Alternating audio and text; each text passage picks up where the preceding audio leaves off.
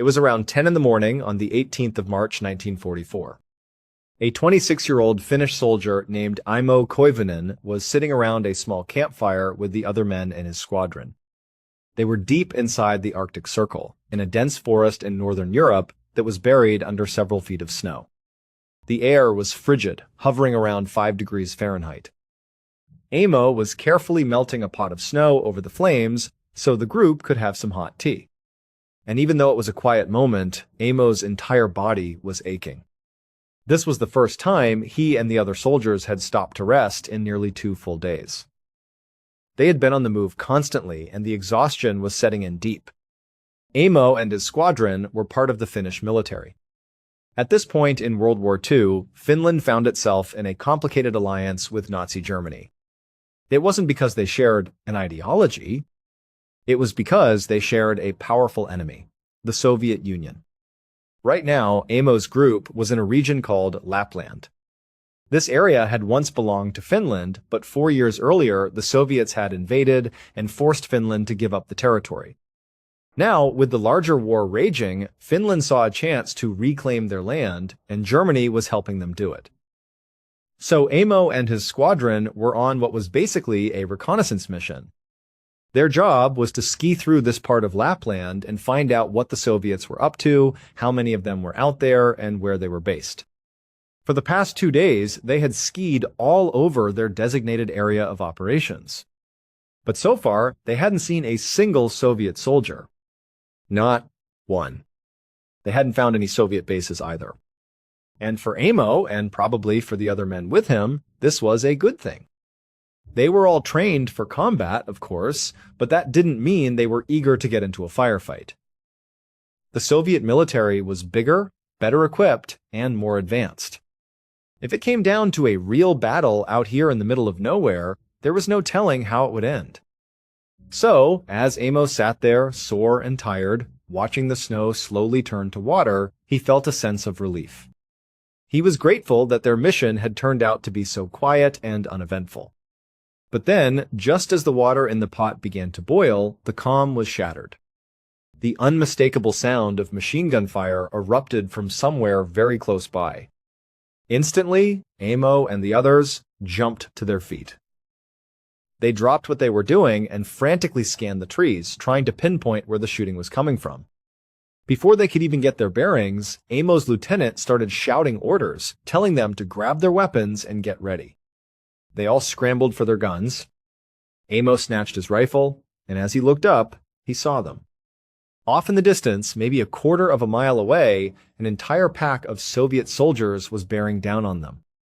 They were on skis, gliding down a nearby mountainside, and their machine guns were blazing. They weren't firing warning shots. They were firing directly at Amo and his men. There was no question about it. They were under attack.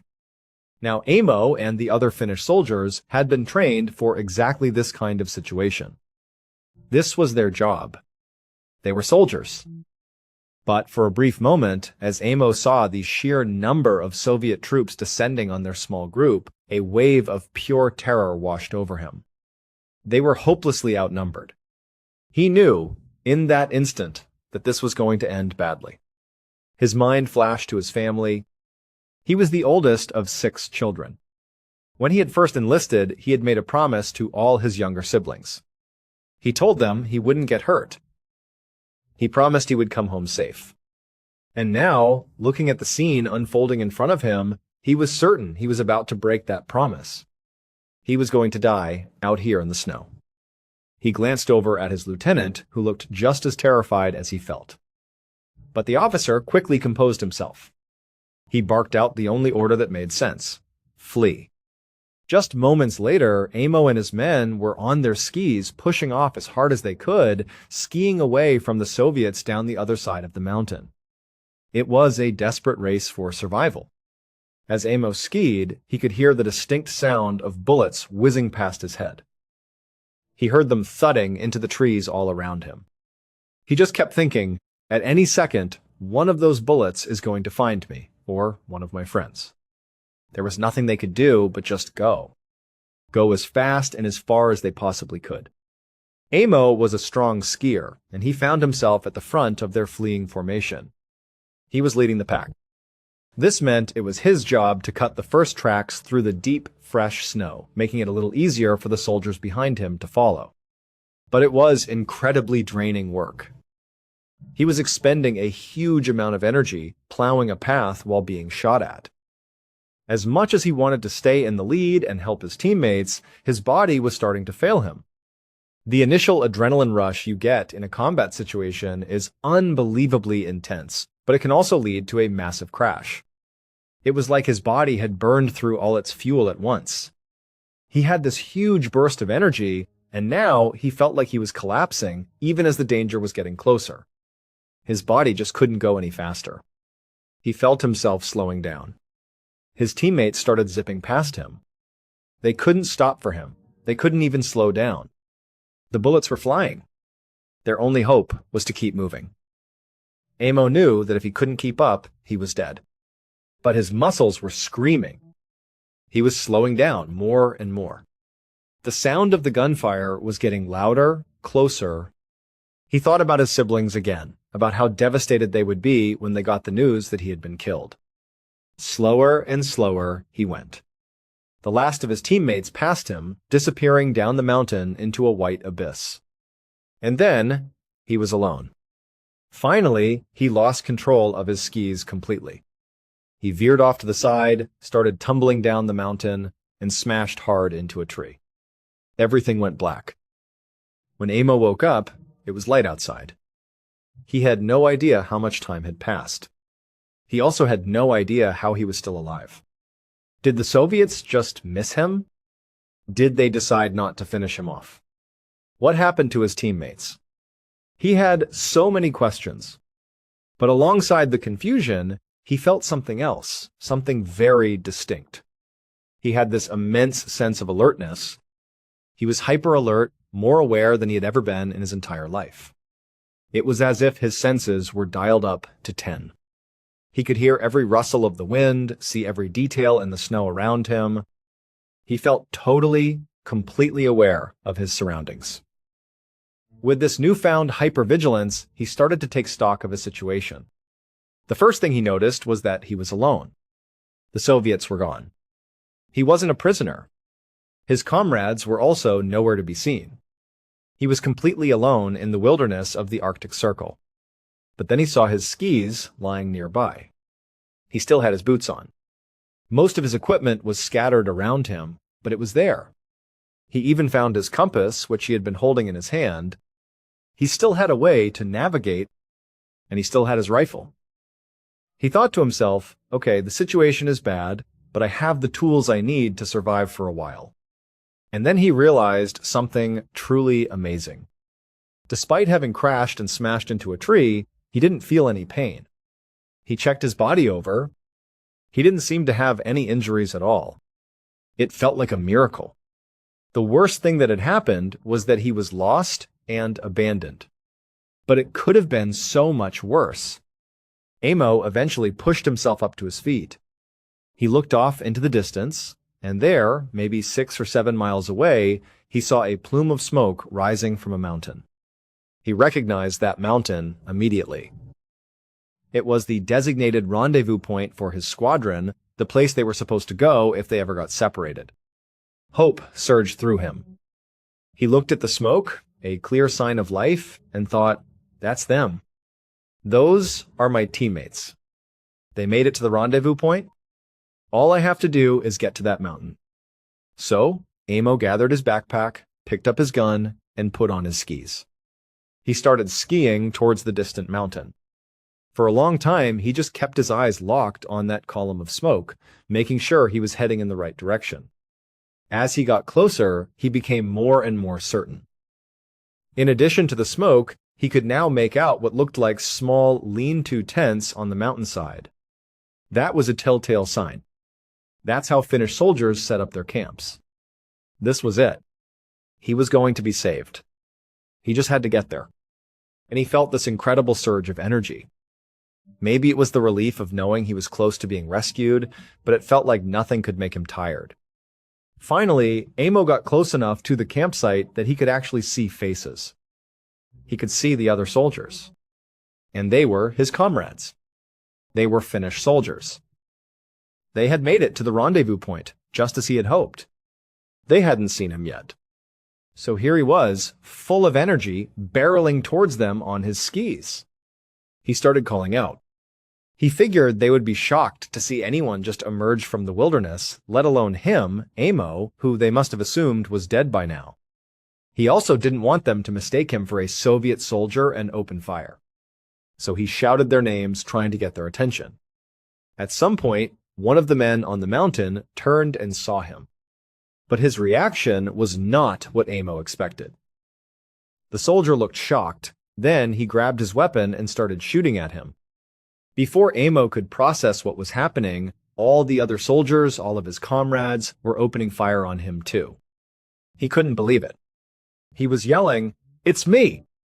It's Imo!" But they kept shooting. He was already skiing so fast that the only thing he could do was continue his momentum. He skied right through the middle of their camp down the other side of the mountain, just trying to get away. Bullets were whizzing past his head again. Miraculously, none of them hit him. He was thinking, they think I'm a Soviet. How can they not recognize me? He had barreled right past them. After he was a good distance away from the campsite, he stopped and yelled back, "Guys, it's me!" "What are you doing?" But they were still yelling and shooting in his direction. He had no choice but to keep skiing away from them, away from the safety he thought he had found. He went on for hours, just skiing and skiing. The whole time his mind was racing. What had just happened? Even if they thought he was an enemy at first, wouldn't they have realized their mistake as he skied right through their camp? He was wearing the same uniform. He had the same weapon. Some of them must have recognized his face. It made no sense. And he was also wondering, how do I have so much energy? How am I able to do this? He had been skiing for hours and hours, had been shot at twice, had crashed into a tree. It all felt completely surreal. Amo just kept skiing until it was abundantly clear he was out of shooting range. He couldn't hear any more gunfire. He was safe again, but still deeply confused. The sun had gone down, and he knew he should stop. He needed to make a camp, regroup, and figure things out. But as he stood there in the dark, he had a strange realization. He hadn't eaten anything. He hadn't had a drop of water. He had basically been skiing at a full sprint for almost the entire day. He'd had multiple near-death experiences. But he felt great. He felt like he had more energy than he'd ever had in his life. He was baffled. Is this what a true survival situation does to you? Does your body just go into some kind of overdrive? He couldn't understand it. He stood there, literally telling himself, you need to stop. Even though you feel like you could go on forever, you need to stop. You need a fire. You need food and water. You need to rest. It felt like he was forcing himself to do these things. He had no natural urge to do them. It was like his body had forgotten the basic human needs. So, he did it. He stopped. He built a fire. He made some food. He wasn't hungry at all, but he forced himself to eat. He drank some water. Then he told himself, okay, now I'll rest. And in the morning, I'll figure out what to do next. He lay down in the snow to go to sleep. He should have been completely and utterly exhausted. But he wasn't. He couldn't sleep at all. He just lay there wide awake as the wind and snow whipped around him. He felt great, but not the least bit tired. The next morning, the sun came up, and Amo hadn't slept for a single minute. But still, he felt fine. He got up, put his skis on, gathered his things, and continued skiing in the direction he believed would eventually lead him back to Finland. As he moved, he thought about how strange his situation was. When the Soviets first attacked, his mind had been clear, but his body had failed him. His legs had gotten so tired from breaking the trail that he crashed. But now, it was the complete opposite. His mind felt delirious. He couldn't keep his thoughts straight. But his body was like a machine. It just kept going. no matter what. He skied almost without thinking, his body on some kind of autopilot. He skied for hours and hours, just pushing forward in one direction. The whole time, he didn't see another person. He was truly out in the middle of the Arctic Circle. No more Soviets, no more teammates. Just him and the endless snow. He didn't even know if he was going in the right direction, but he had to do something. He just had to keep going. That night, as he was still skiing in a straight line, not stopping, he saw something unbelievable. Up ahead, there was a person. It was the first person he had seen since the ambush at the campsite. And what was even more unbelievable was that he recognized the person. It was one of his teammates, a man named Matty. They had been together when the Soviets first attacked. Amo was flooded with relief. Matty must have gotten separated too. It was a miracle that they had found each other. Amo skied right up to Matty, waving him down. He was so happy to see a friendly face. Matty looked over at him, and thankfully, he didn't shoot. Instead, he put a finger to his lips, telling Amo to be quiet. He then beckoned him over. When Imo got next to him, he had a million questions. What do we do now? Where are we going?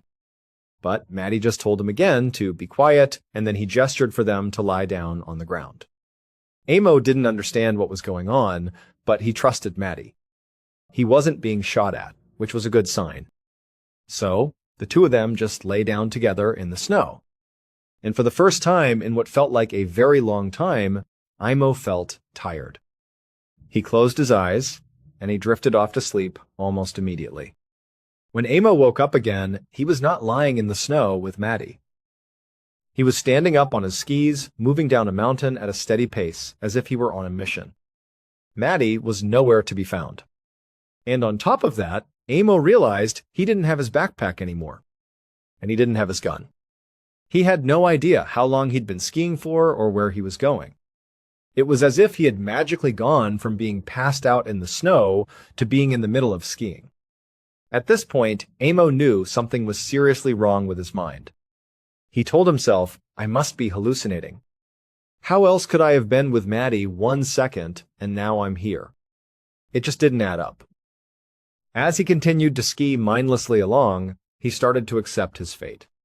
He thought, this is what dying feels like. You lose your mind before your body gives out. His mind was all over the place, but his body was still going at full tilt, full of that unexplainable energy. He knew that at some point that energy was going to run out, and then he would just die. That's what was going to happen. Amo's only hope was that between now and then, maybe, just maybe, someone would find him and save him. He knew it was a long shot, but it was all he had left. And so he skied on. No weapon, no backpack, no supplies. He was operating on no sleep, and he was just skiing. For days and days, he didn't stop. He couldn't believe his body was holding up. His mind was gone, but he just kept going. He didn't run into anyone. But then one day, days later, as he was skiing along, something appeared in front of him, almost like a mirage. It was a building. He couldn't tell if it was a military outpost or a civilian building. He didn't know if it was Finnish or German or Soviet. But even in his fractured mental state, he knew he had to make a choice. He could try to get to that building and hope that whoever was inside would help him. Even if they killed him, it was a better option than what he was doing now, which was just an endless ski towards his own death. So, Amo started skiing faster and faster towards the building with a kind of reckless abandon. He was fully committed. This was either his rescue or his end. As he got closer, he saw that it was a military installation. And unbelievably, it was a German military installation. At this point in the war, the Finns were allied with the Germans. This was a safe place. He was so relieved he could have cried. He couldn't believe he might actually survive this. He kicked off his skis and started running towards the front door of the building. But before he could get there, he stepped on something. There was a loud bang. He was thrown into the air and came crashing back down onto the snow. When Amo opened his eyes, he took stock of what had just happened. He still didn't feel any pain, but when he looked down, he saw that his foot was a bloody mess. There were literally bones poking out of his ankle. He had clearly stepped on a landmine. But Amo was determined to get into that building. He pulled himself up, channeling that unbelievable endurance he'd been feeling for days. He stood up on his one good foot and started hobbling his way towards the door. He finally made it to the front of the German military base. He reached out, grabbed the doorknob, and was just about to open it when there was another loud bang. He was thrown into the air again. He had stepped on a second landmine. He came smashing down, but he still didn't die. He still felt no pain. But when he looked down at his legs, he saw that his other leg, the one that had been uninjured just a minute ago, was now also mangled. Now he couldn't even stand. He was completely incapacitated. And to make matters worse, as he looked more closely at the building, he realized it was abandoned. There was no one here. This wasn't going to save him. He was trapped. At this point, Amo just gave up. He said to himself, "You know what? It's over. I'm going to die." He crawled over to a nearby ditch and let himself roll into it. And he just waited to die. He knew it was over. But for days, he didn't die. He just lay there in the ditch, wanting it to be over. What else could he do? Who was going to save him now? He just watched the sun come up and go down over and over again. He lost track of how many days he was lying there, bleeding profusely from his grievous injuries. He hadn't eaten. He hadn't had water. He couldn't believe he was still alive. Then one day, as he was lying in the ditch, he looked up and saw what looked like a plane flying overhead. He was in such bad shape that he didn't know if he was hallucinating again. But he felt like this one was real. After watching the plane circle for a minute, Amo was almost certain he heard the sound of it landing nearby. A few minutes later, from his position in the ditch, he could have sworn he heard people speaking in Finnish, his native language. He still didn't know if it was real, but then a head poked over the top of the ditch. It was a young Finnish man, looking down at him. Amo looked back up at him. And a second later, he was being pulled out of the ditch. Later that day, Amo found himself lying in a hospital bed in Finland. The man, the plane, the rescue, it was all real. He had been saved. At the hospital, the doctors and nurses were shocked by his condition. He weighed just 94 pounds. He was badly burned and frostbitten. Both of his legs were horribly mangled. And his heart was beating at a staggering 200 beats per minute, even though he was just lying in bed. Even crazier, they couldn't get his heart to slow down. It just kept racing at that impossibly high level. The staff couldn't understand how he was even alive. A heart can't beat that fast for that long without giving out. But after they spoke to Amo and he recounted the whole unbelievable ordeal, they learned one specific detail that explained everything. Back when Amo and his comrades were first ambushed, he was struggling to keep up. He was exhausted and falling behind, and he was terrified of being captured or killed by the Soviets.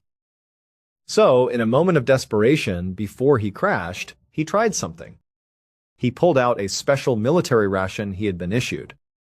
It was a stimulant designed to give soldiers a burst of energy in extreme situations. He took it, thinking it would give him the boost he needed to escape with his teammates. But the ration didn't seem to work immediately.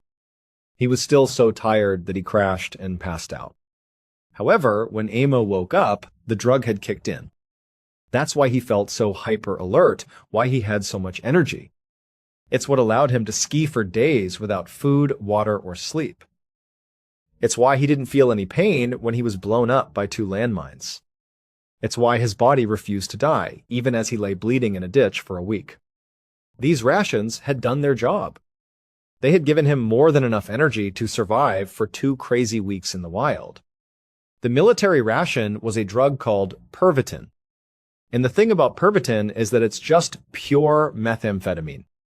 In essence, Amo Koivunen survived in the wild for 2 weeks because he was on a meth-fueled rampage. He was completely high the entire time, and it saved his life. But Pervitin has 2 very distinct downsides. One, it's incredibly addictive. And two, it causes extremely intense and vivid hallucinations.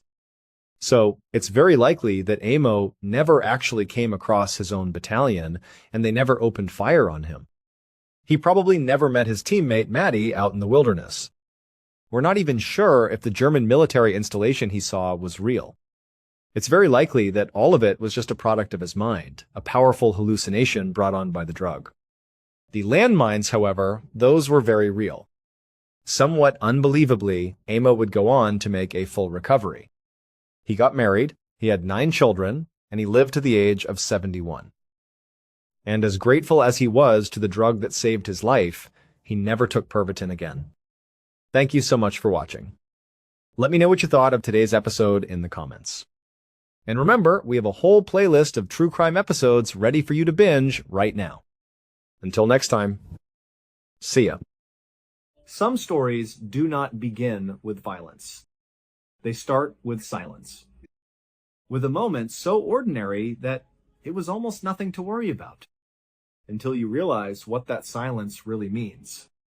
Tonight we will watch 3 true stories where reality slowly unravels in ways that are almost inexplicable. Each story begins in a familiar world and then gradually drifts away from it, step by step, until what remains feels completely unrecognizable. And in each case, there are films and recordings that have truly turned these events into things that people will never forget. Our first story begins in Ukraine with a little girl named Oksana Malaya. She was born on November 4th, 1983. Her early life was not an easy one. Her parents were extremely poor, and they both struggled with severe alcoholism. Their home was a place of neglect, not a place of warmth and safety. And in the winter of 1986, this neglect would change Oksana's life forever. She was only 3 years old at the time. One freezing night, her parents, lost in a drunken haze, completely forgot about their daughter. They left her outside in the bitter cold of a Ukrainian winter and locked the door. A 3-year-old child, alone in the freezing darkness, has very few options. All she knew was that she was cold, and she needed to find warmth to survive. Instinct took over. She crawled towards the only source of warmth she could find, which was the family's dog kennel in the yard. Inside, a number of dogs were huddled together, sleeping. Incredibly, as this tiny human child crawled into their space, the dogs didn't attack her or chase her away. Instead, they seemed to accept her. They let her snuggle in with them, sharing their body heat, and in that moment, they saved her life. But this act of kindness from the dogs would set Oksana on a path that no one could have ever predicted. The next morning, Oksana didn't go back into the house. And her parents, still consumed by their addiction, didn't seem to notice that she was gone.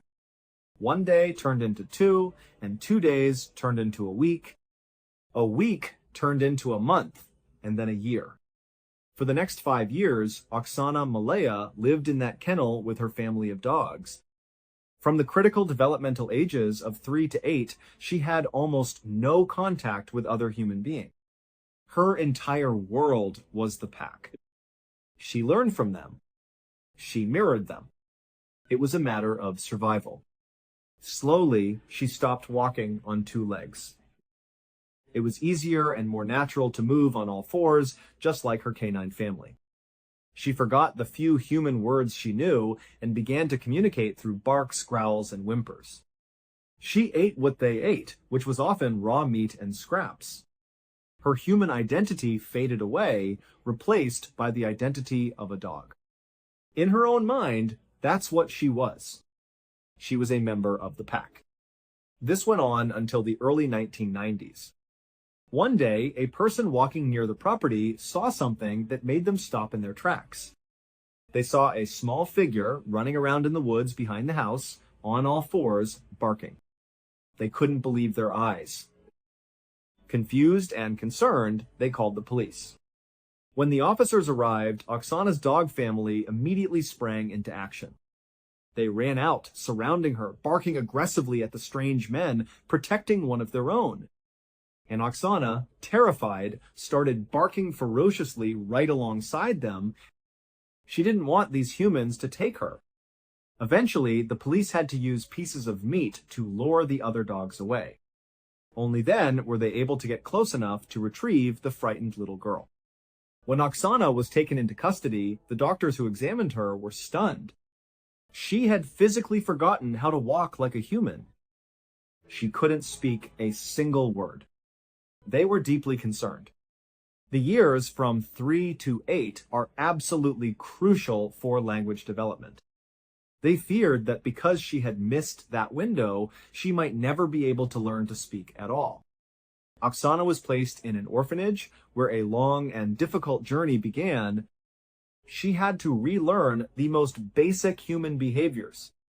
Slowly, painstakingly, she learned how to stand and walk on 2 legs again. And amazingly, against all odds, she did learn how to speak.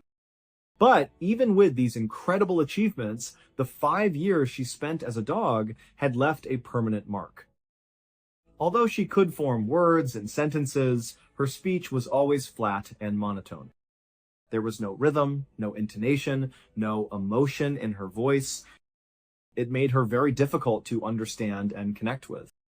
A psychologist assessed her and concluded that despite being a young adult by this time, Oksana's mental capacity was only that of a 6-year-old. She tried her best to reintegrate into society. By the time she was 22, she even had a boyfriend. He didn't know much about her unique and traumatic past. One day, she decided to show him a part of who she was. She showed him how easily she could still run around and bark just like a dog. It was a part of her history. But the sight apparently terrified him. He broke up with her shortly after and never saw her again. Today, Oksana lives on a farm where she takes care of animals. It's a quiet life, and perhaps it's where she feels most comfortable. She was recently interviewed on a Ukrainian talk show, and she said she no longer wants to live or act like a dog. She said, more than anything, she just wants to be a normal person. Now we move to our second story, which takes us to England in 2008. This case involves identical twin sisters, Ursula and Sabina Eriksson. The two were 41 years old and originally from Sweden. After being apart for many years, they had finally reunited on May 15, 2008. Within just 24 hours of seeing each other again, they decided to take a trip together. They boarded a ferry and headed for Liverpool, England. They arrived in Liverpool at 8:30 in the morning on Saturday, May 17th. Their very first stop was not a hotel or a tourist attraction, but the St. Anne's police station. Once inside, Sabina told the officers that she was extremely concerned for the safety of her children who were back home in Ireland. The police took her seriously. They told her they would follow up, and they did. They contacted the police department in Dublin, who sent officers to Sabina's home. They checked on the children and found that everything was perfectly fine. There was no danger at all. So, with that seemingly resolved, Ursula and Sabina left the police station on foot. They made their way to a bus stop, and at around 11:30 in the morning, they boarded a bus that was headed for London. As the bus started its journey, the driver noticed the sisters were still holding on to all of their luggage. He politely asked them to put their bags in the luggage hold underneath the bus, which was standard procedure. But the women aggressively refused. They started clutching their bags tightly to their chests as if they were protecting something precious. Their behavior made the driver incredibly uncomfortable. He didn't know what was in their bags, and their intense reaction was a major red flag. He decided he didn't want them on his bus. He pulled over at the next service station just outside the city and told the two sisters they had to get off. After they got off the bus, the driver called the police. He told them there was something very strange going on with these two women and that they might want to come and check them out. As it happened, a police officer was already at that service station. He walked over to the sisters and started talking to them. After a brief conversation, the officer decided they weren't a threat to anyone. He figured it was all just a misunderstanding, so he let them go. The officer left, and the bus was long gone. So Ursula and Sabina, now stranded at a service station, started walking. But they didn't walk along the local roads. They started walking down the median of the M6, one of the busiest motorways in the country. A short time later, a highway security camera captured what happened next. The footage shows the two women walking down the central reservation with cars and trucks speeding past them on both sides. At one point, they try to run across the active lanes of traffic. It's clear from the video that it's an impossible and incredibly dangerous thing to do. And sure enough, Sabina gets hit by a car. Thankfully, she was only grazed by the vehicle, so she wasn't seriously injured. She and her sister went back to the median. But several motorists had seen what happened and had called the police. By sheer coincidence, the patrol car that responded to the call was being followed by a film crew. They were shooting for a British television show called Traffic Cops. So when the police arrived on the scene, the cameras were rolling, capturing every moment. The officers managed to get the sisters off the median and over to the relative safety of the shoulder. They started talking to them, trying to understand what was going on. On camera, everything seems to de-escalate. The women appear calm. It looks like they were just two people who were stranded and making some very poor decisions. Then, without any warning, everything changed. Ursula suddenly turned away from the officers and made a dead sprint back into traffic. Cars were whizzing by at high speed. One of the officers lunged and managed to grab the sleeve of her jacket, but she wriggled out of it. She launched herself directly into the path of a massive truck that was traveling at nearly 60 miles an hour. The impact was horrific, and she was thrown down the road. Everyone stood there in shock. And then, just a second later, Sabina started screaming. She yelled, "They're going to steal your organs!" And then she too leaped into traffic. She was immediately hit by another car. The police ran into the road, stopping all traffic. They rushed over to Ursula, the first sister who was hit. They could see that her legs were completely shattered, but somehow she was still alive. As for Sabina, she was unconscious. They didn't know if she was going to make it. When the paramedics arrived, things got even stranger. Ursula, despite her catastrophic injuries, started fighting to sit up. The paramedics were trying to keep her still, telling her that her legs were broken and she was lucky to be alive. But she wouldn't listen. She fought them violently, spitting at the paramedics and the police, and screaming obscenities as if they were the ones trying to hurt her. At the same time, Sabina regained consciousness. The police and paramedics were trying to keep her lying on the ground, but she began fighting her way up.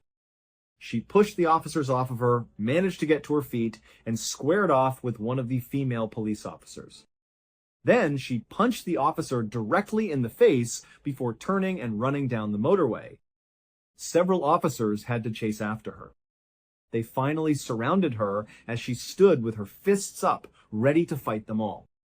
They had to tackle her to the ground and put her in handcuffs just to stop her from hurting herself or anyone else. Both sisters were taken to the hospital. And as soon as they got there, they both appeared to be acting completely normal again, as if nothing had happened. Ursula was admitted due to her broken legs. She remained calm and cooperative throughout her recovery and was eventually released. No charges were ever pressed against her. Sabina was checked out by doctors, and miraculously, she had no serious injuries. She was released from the hospital and taken to the police station, where she was charged for assaulting the police officer. The very next day, Sabina pleaded guilty to the charges.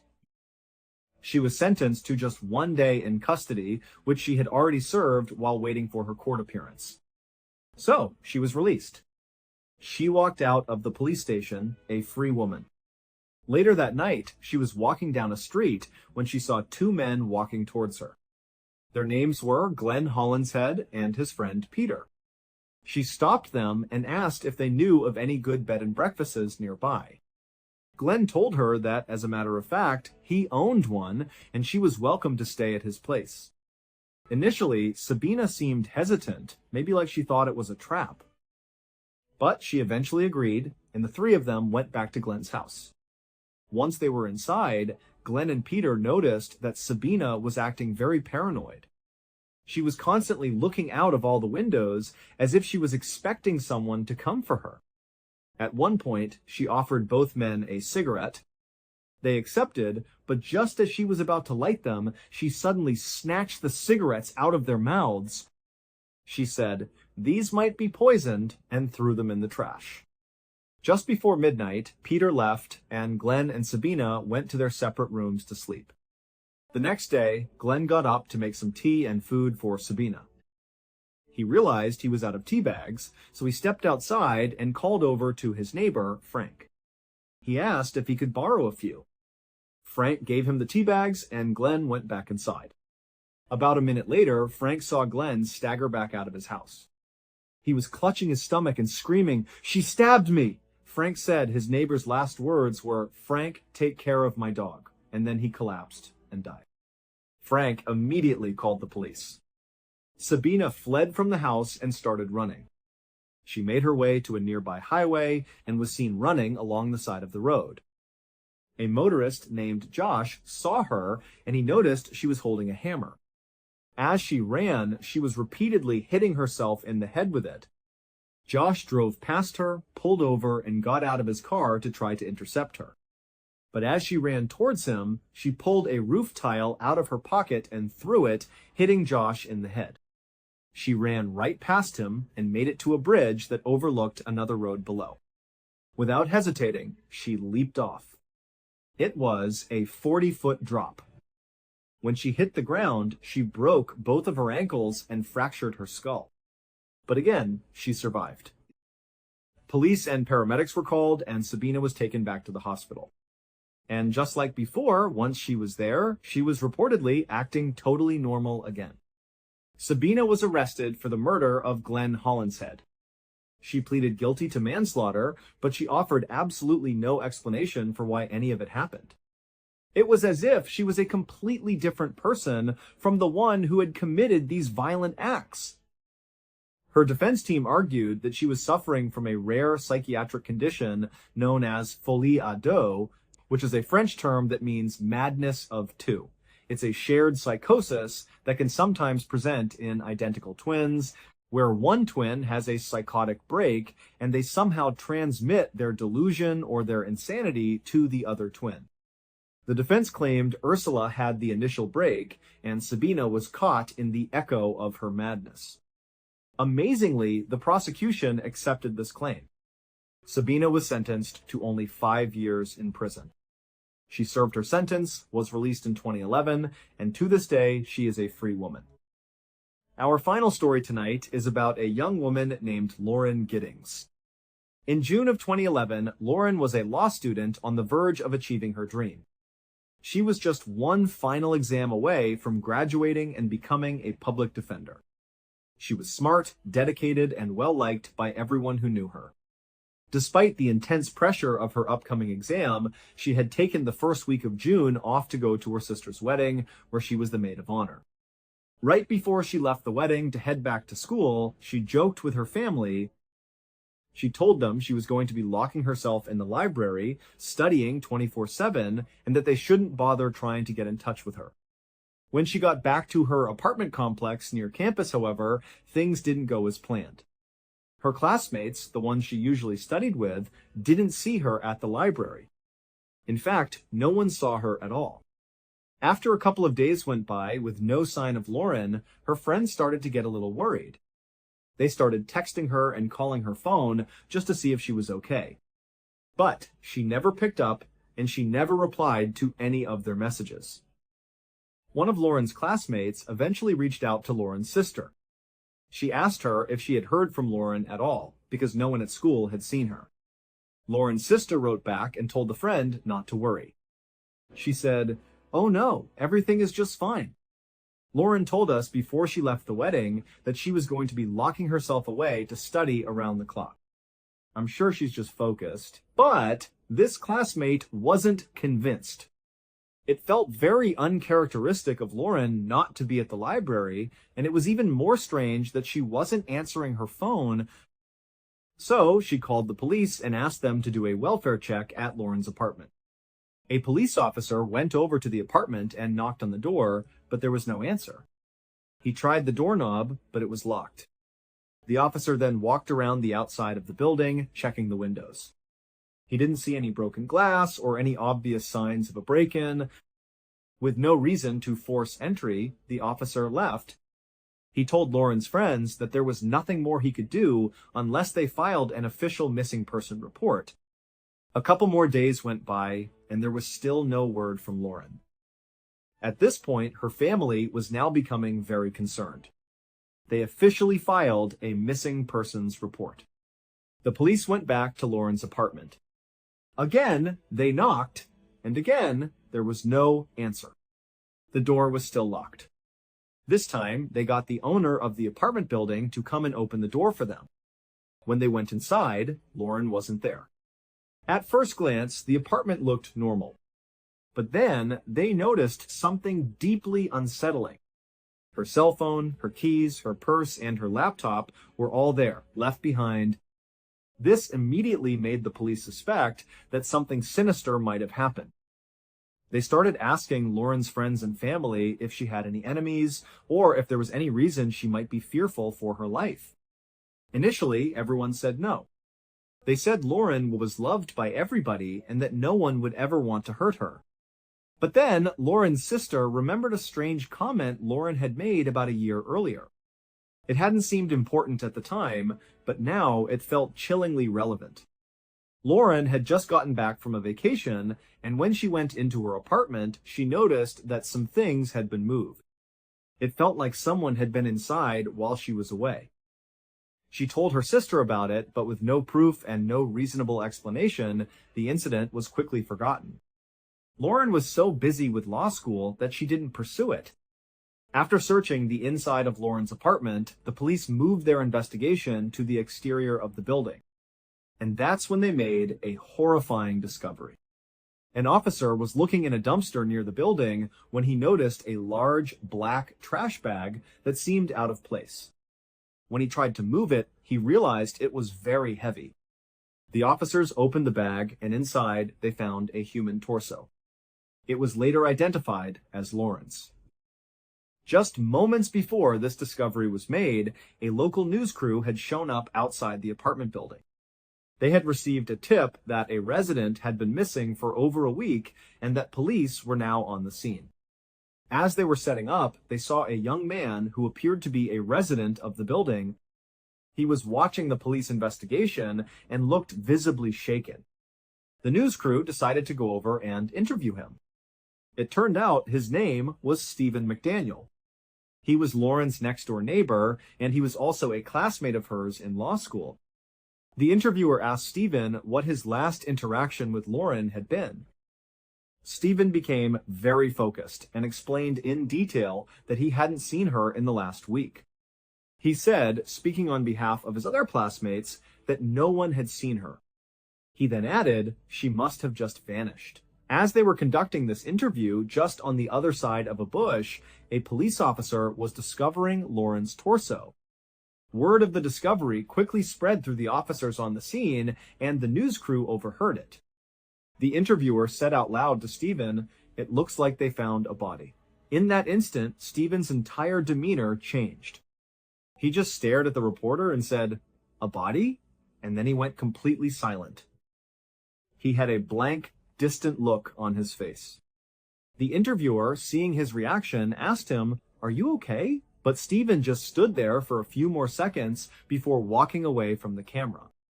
He sat down on the ground with his back turned to them and began to hyperventilate. The interview was over. Once the case officially shifted from a missing person investigation to a homicide, the police began searching all the rooms on Lauren's floor. Stephen's room was right next to Lauren's, so his was the first one they searched.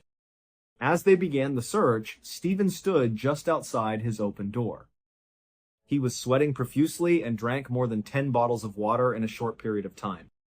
Inside his apartment, they found a master key that opened Lauren's door. They learned that whenever she was gone, he would sneak into her apartment, He would copy the contents of her computer's hard drive and steal small personal items like articles of clothing, which he would hoard in his room. When they examined Stephen's computer, they checked his browser history. It was almost exclusively dedicated to looking at Lauren's Facebook and LinkedIn profiles, but the creepiest thing they found was a camera that had been duct taped to a long pole. On the camera's memory card were surveillance videos of Lauren. He had been using the pole to hoist the camera up to her windows, filming her late at night without her knowledge. Stephen McDaniel was quickly charged with Lauren's murder. He pleaded guilty and openly confessed to the horrific details of what he had done. He told the court that he usually used his spy camera to confirm when Lauren was not in her apartment so he could sneak in. But on the night he killed her, he used it to confirm that she was home and asleep. After watching her for a while, he put on a mask and used his key to let himself into her apartment. He walked quietly into her bedroom, but the sound of his entry woke her up. According to Stephen, she sat up in bed and said, "You need to leave." At that point, he jumped on the bed and attacked her. In the struggle, his mask came off. Lauren recognized him. It was her neighbor, her classmate, Stephen.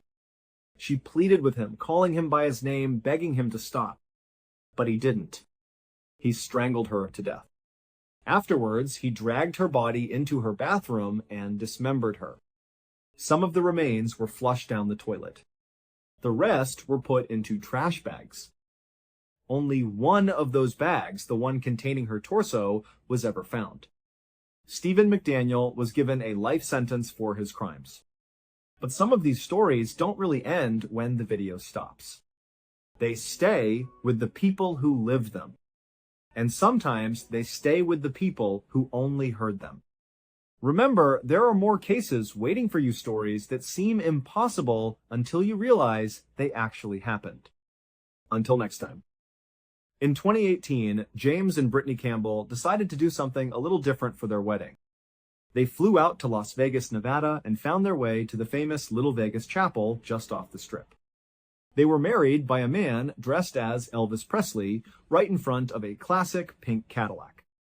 For some people, it might have seemed a bit unusual, but for James and Brittany, it was perfect. It fit them. After all, they weren't a very traditional couple to begin with. Brittany, who was 36 years old, was a ball of energy.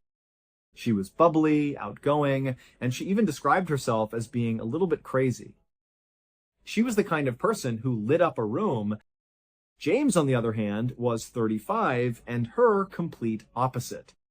He was quiet, reserved, and very analytical. He was the type to think things through carefully and rarely ever acted on impulse. This contrast in their personalities wasn't new. In fact, they had dated once before, way back in high school. It hadn't worked out then. They broke up, went their separate ways, and probably figured they'd never see each other again. But life has a funny way of bringing people back together.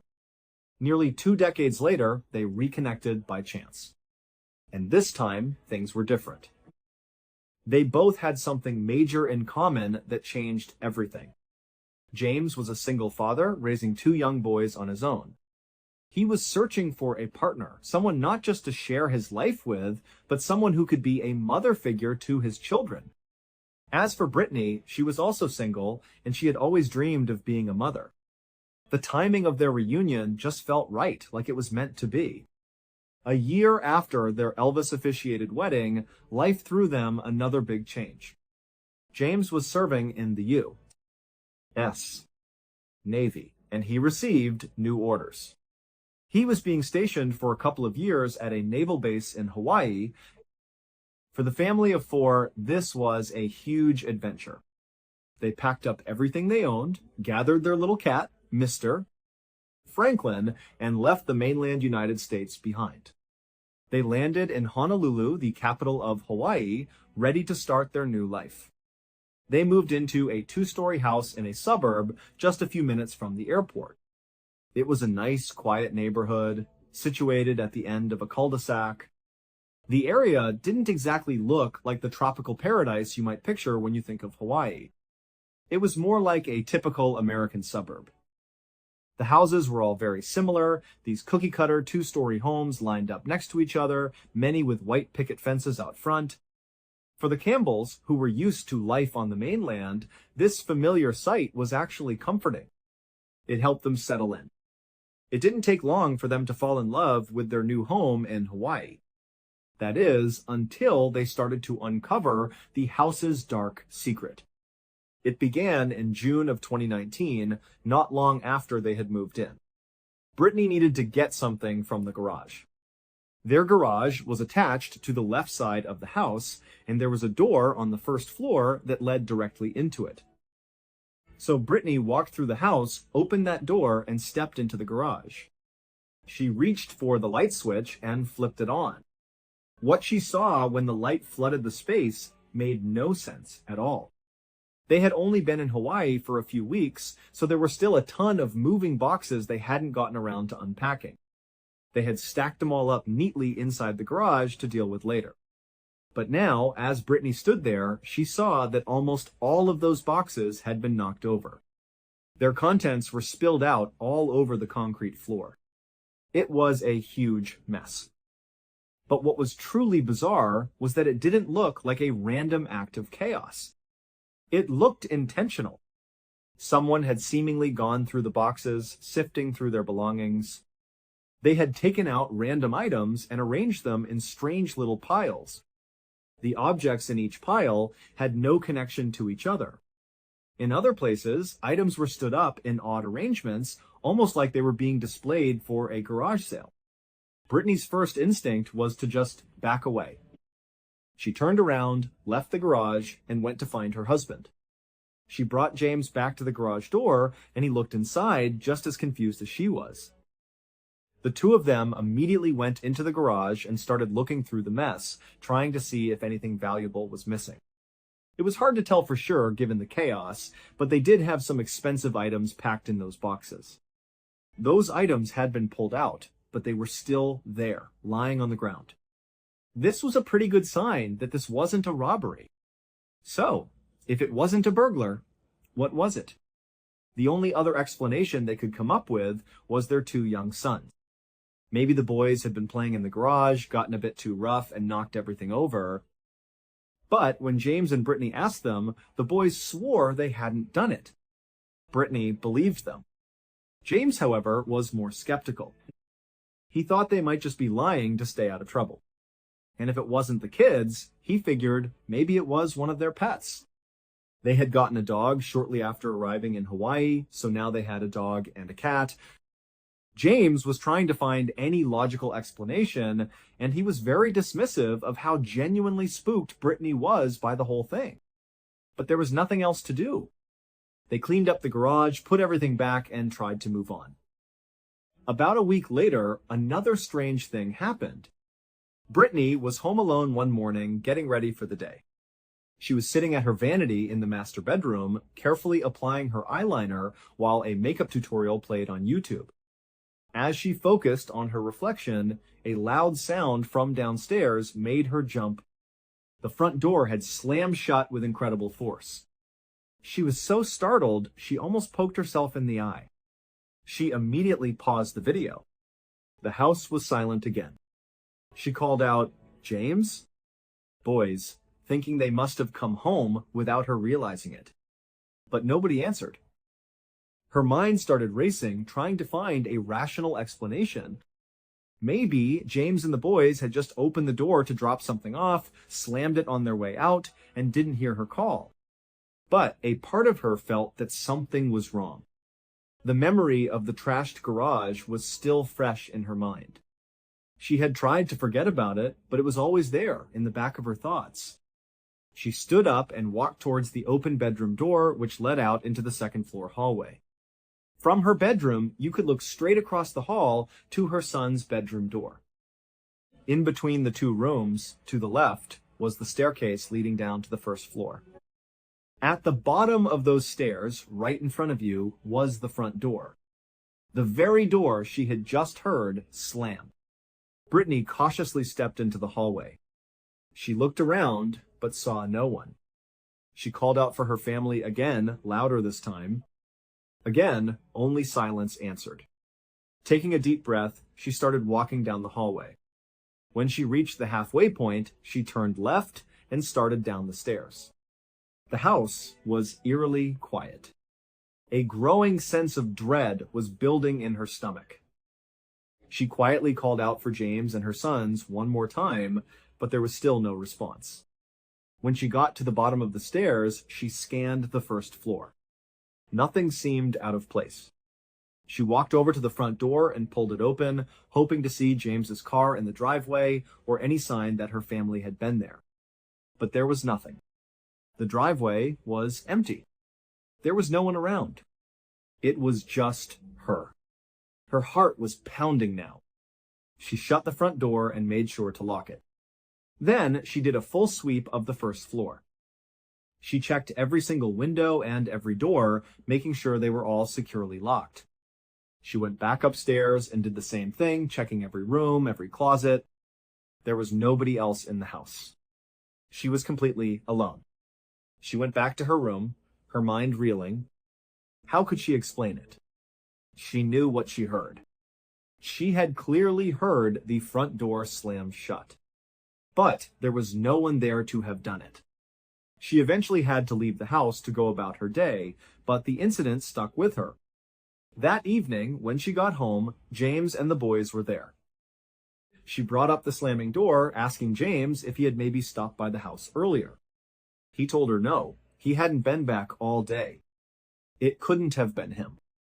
He tried to reassure her, saying, "Don't worry, you probably just left the door unlocked and a draft came through and slammed it shut. You have nothing to worry about." But Brittany knew that wasn't possible. She was meticulous about locking the doors. The idea that she had not only forgotten to lock it, but had also left it ajar just enough for a gust of wind to slam it that hard, it just didn't make sense. But James was being dismissive again, just like he had been about the garage.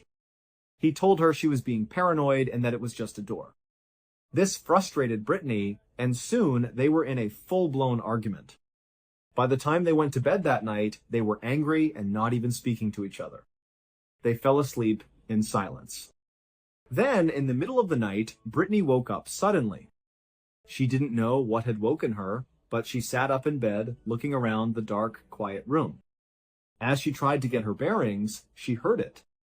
Downstairs. It wasn't a slam this time. It was the distinct sound of a door opening and then quietly shutting. Immediately, her senses were on high alert. She stayed perfectly still, leaning forward, listening intently. She had to be sure she wasn't imagining it. And then she heard it again. A different door, downstairs, opening and then shutting. Panic started to set in. She reached over and shook James awake.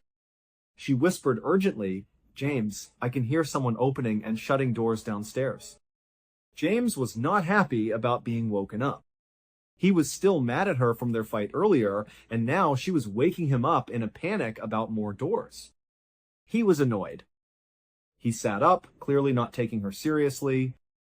Brittany could sense his frustration, and she got straight to the point. "James, did you lock the front door before we went to bed?" James sighed. "Yes, I locked the front door." "I'm telling you, you're just hearing things." There's nothing going on in this house. But Brittany was not convinced. She said, "You can think that if you want, but I'm going downstairs to make sure no one is in this house." She got out of bed and walked to the bedroom door. She peered out into the dark hallway. She didn't see or hear anything. Very slowly, she crept down the hall until she reached the top of the stairs. She stood there for a moment, looking down into the pitch-black first floor. She was terrified, but she knew she had to go down there. She had to protect her family. So, one step at a time, she went down the stairs. When she reached the bottom, she immediately looked at the front door. And her heart sank. It was unlocked. Her first thought was, why would James lie to me? Why would he say he locked it when he didn't? Then another thought occurred to her. Maybe it was her sons. Maybe they had gotten out of bed and come downstairs, unlocking the door. That must be what she was hearing. It had to be the boys making all that noise. For a second, she felt a wave of relief. That made sense. But after she locked the front door, she searched the entire first floor, and her sons were nowhere to be found. She went back upstairs and quietly opened their bedroom door. She found both of them fast asleep in their beds. When she gently shook them awake, they were completely groggy and out of it. There was no way they had been running around the house just a few minutes earlier. Now, Brittany was truly terrified. She tucked her boys back in, told them everything was fine, and then hurried back to her own bedroom. She told James what she had found. The front door was unlocked, and the boys were sound asleep. It couldn't have been them. But James was still being dismissive. He told her she was overreacting, that she was just being paranoid, and that the sounds she was hearing were just the house settling. And as he was saying this, they both heard a loud noise from downstairs. The back sliding glass door, the one that led to their backyard, suddenly slammed open and then slammed shut. In that instant, everything changed for James. The skepticism vanished from his face. He looked at his wife, his eyes wide, and said, "You stay right here." He jumped out of bed and ran out of the room. A few minutes later, he came back. He told Brittany that the back door had been unlocked, but it was shut now.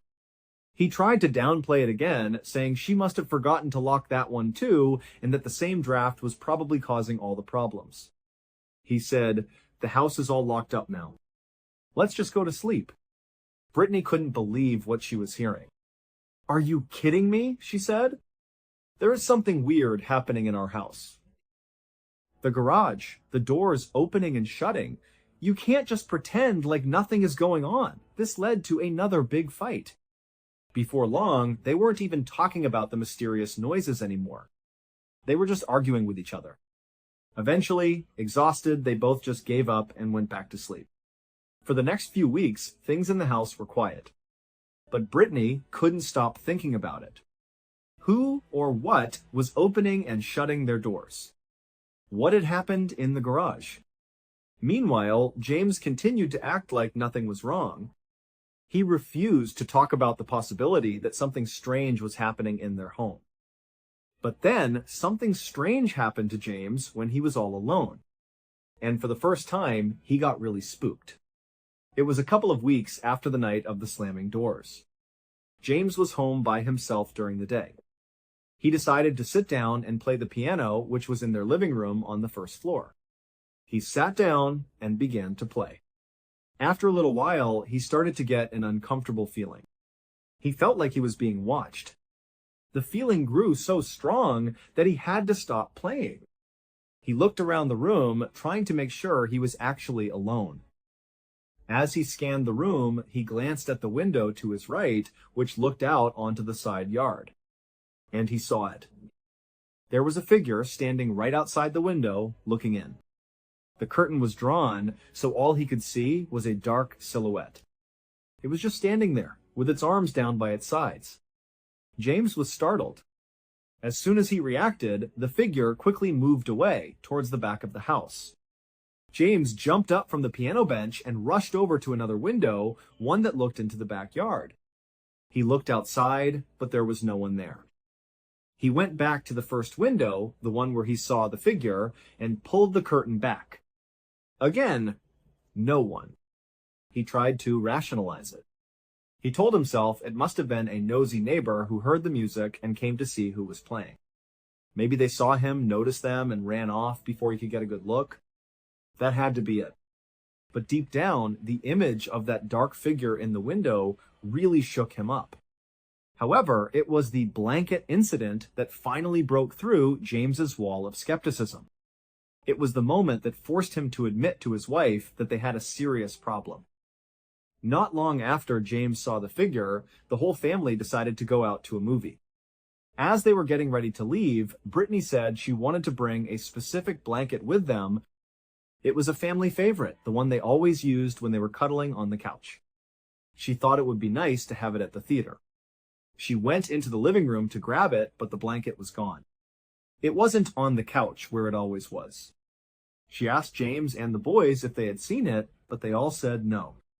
She looked everywhere. She checked under the couch, all around the living room, and even went upstairs to search. But the blanket was nowhere to be found. Finally, they just gave up and left for the movie without it. But when they came home that evening, there it was. Lying on the couch, folded up perfectly neat, was the missing blanket. Everyone in the family knew for a fact that the blanket had not been there when they left.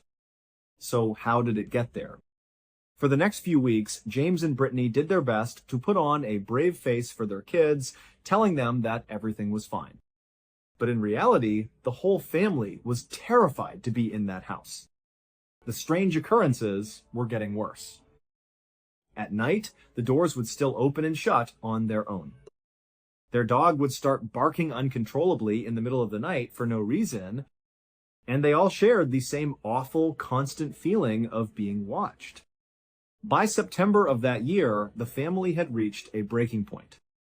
They decided they had to get out of the house, even if it was just for a little while. They needed a break from the constant fear. So they packed their bags, flew back to the mainland, and stayed with family for a week.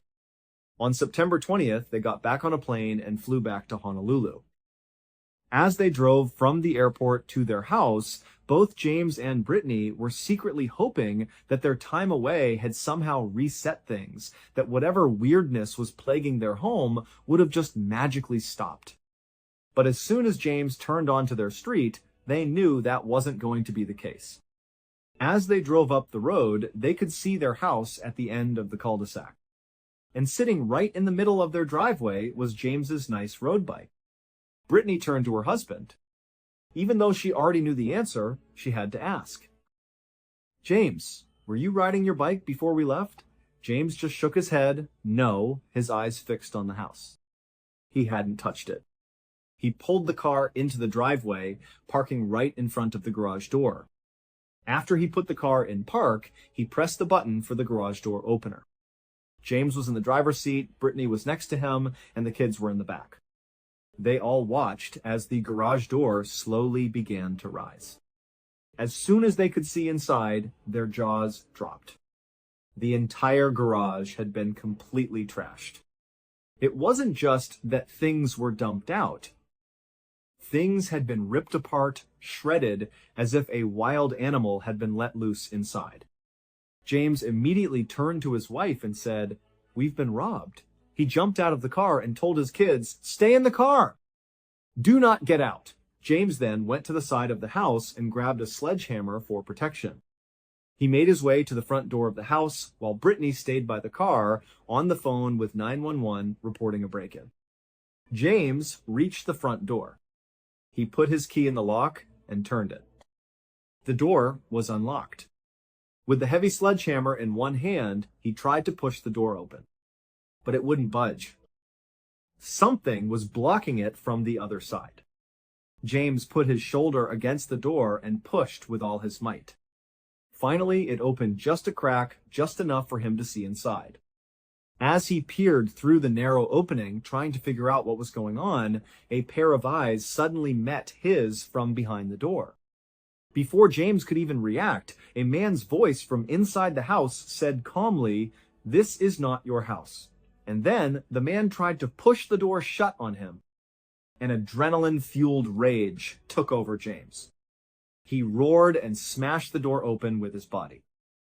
He grabbed the man inside, yanked him out of the house, and threw him onto the front lawn.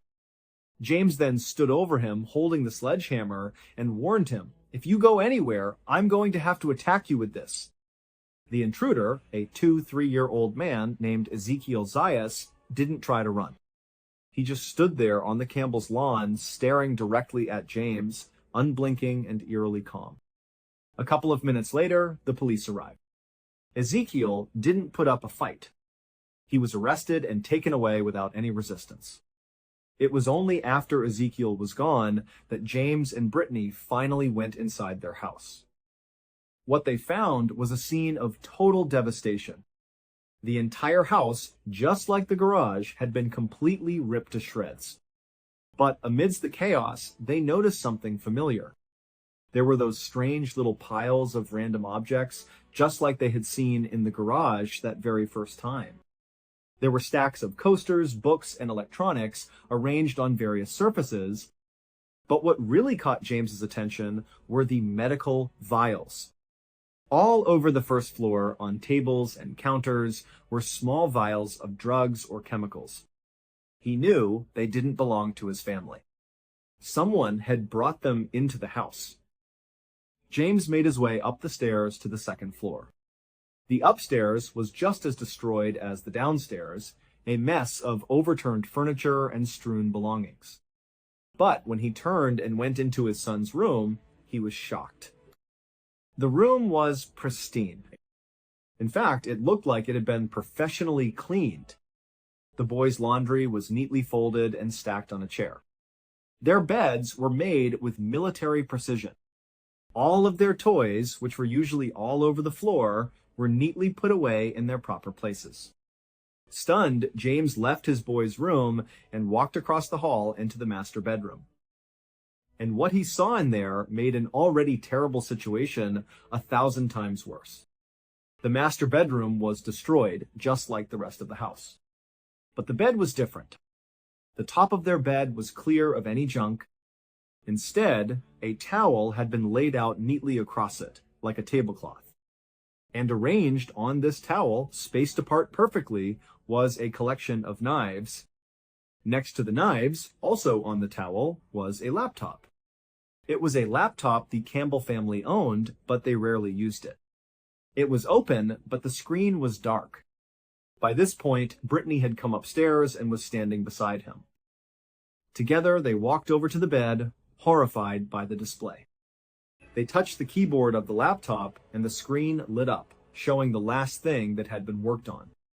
It was a long, typed document, a Word file that neither of them had ever seen before. They scrolled to the top. The document was titled The Omnivore Trials. Below that, a subtitle read, A Rehabilitation for Rat-Like People. The rest of the document was like a diary. It was filled with page after page of detailed observations about a group of specimens, and it was terrifyingly clear that the specimens were the Campbell family. The observations were incredibly intimate. The only way someone could have known these details was if they had been watching the family up close almost constantly for days, weeks, and even months. The notes ranged from what time the family liked to watch TV to the private conversations James and Brittany had behind their closed bedroom door. It even mentioned their personal struggle to have another child, something they hadn't told anyone in their family. In the document, the author wrote that the creature, referring to Brittany, needed to stop trying to have another baby and focus on the children she already had. Towards the end of the long document, the author of The Omnivore Trials came to a shocking conclusion. They wrote that in order to rehabilitate these rat-like people, the Campbells, the author would have to perform several surgeries on the specimens. The specific surgeries mentioned were hand amputations and gender reassignment surgeries. Following this conclusion was another section. It was a detailed list of all the surgical tools the author would need to perform these procedures. There was also a list of drugs and chemicals they would need to sedate the specimens before the surgeries began. As James and Brittany stood there reading this in horror, it all clicked into place. The knives laid out on the towel next to them were not random. Those were the surgical tools. And all of those strange medical vials they had seen downstairs, those were the drugs. The drugs that were going to be used to sedate them so Ezekiel could perform his surgeries. It turned out that for months, Ezekiel Zayas had found a way to sneak in and out of the Campbells' home. He had been living there right alongside them since around the time they first moved in. His primary hiding spot was the crawl space above the second-floor bathroom. Whenever he could, he would climb down from his hiding place and move through the house, observing the family. Based on the details in his document, it was clear he was watching them not just at night, but during the day as well. He was the one who had trashed the garage and arranged their belongings. He was the one opening and shutting the doors. He was the one who had taken the blanket and then returned it, folded neatly. He was the dark figure James had seen in the window. The document also made it chillingly clear that Ezekiel was getting ready to act. He was preparing to carry out his twisted plan.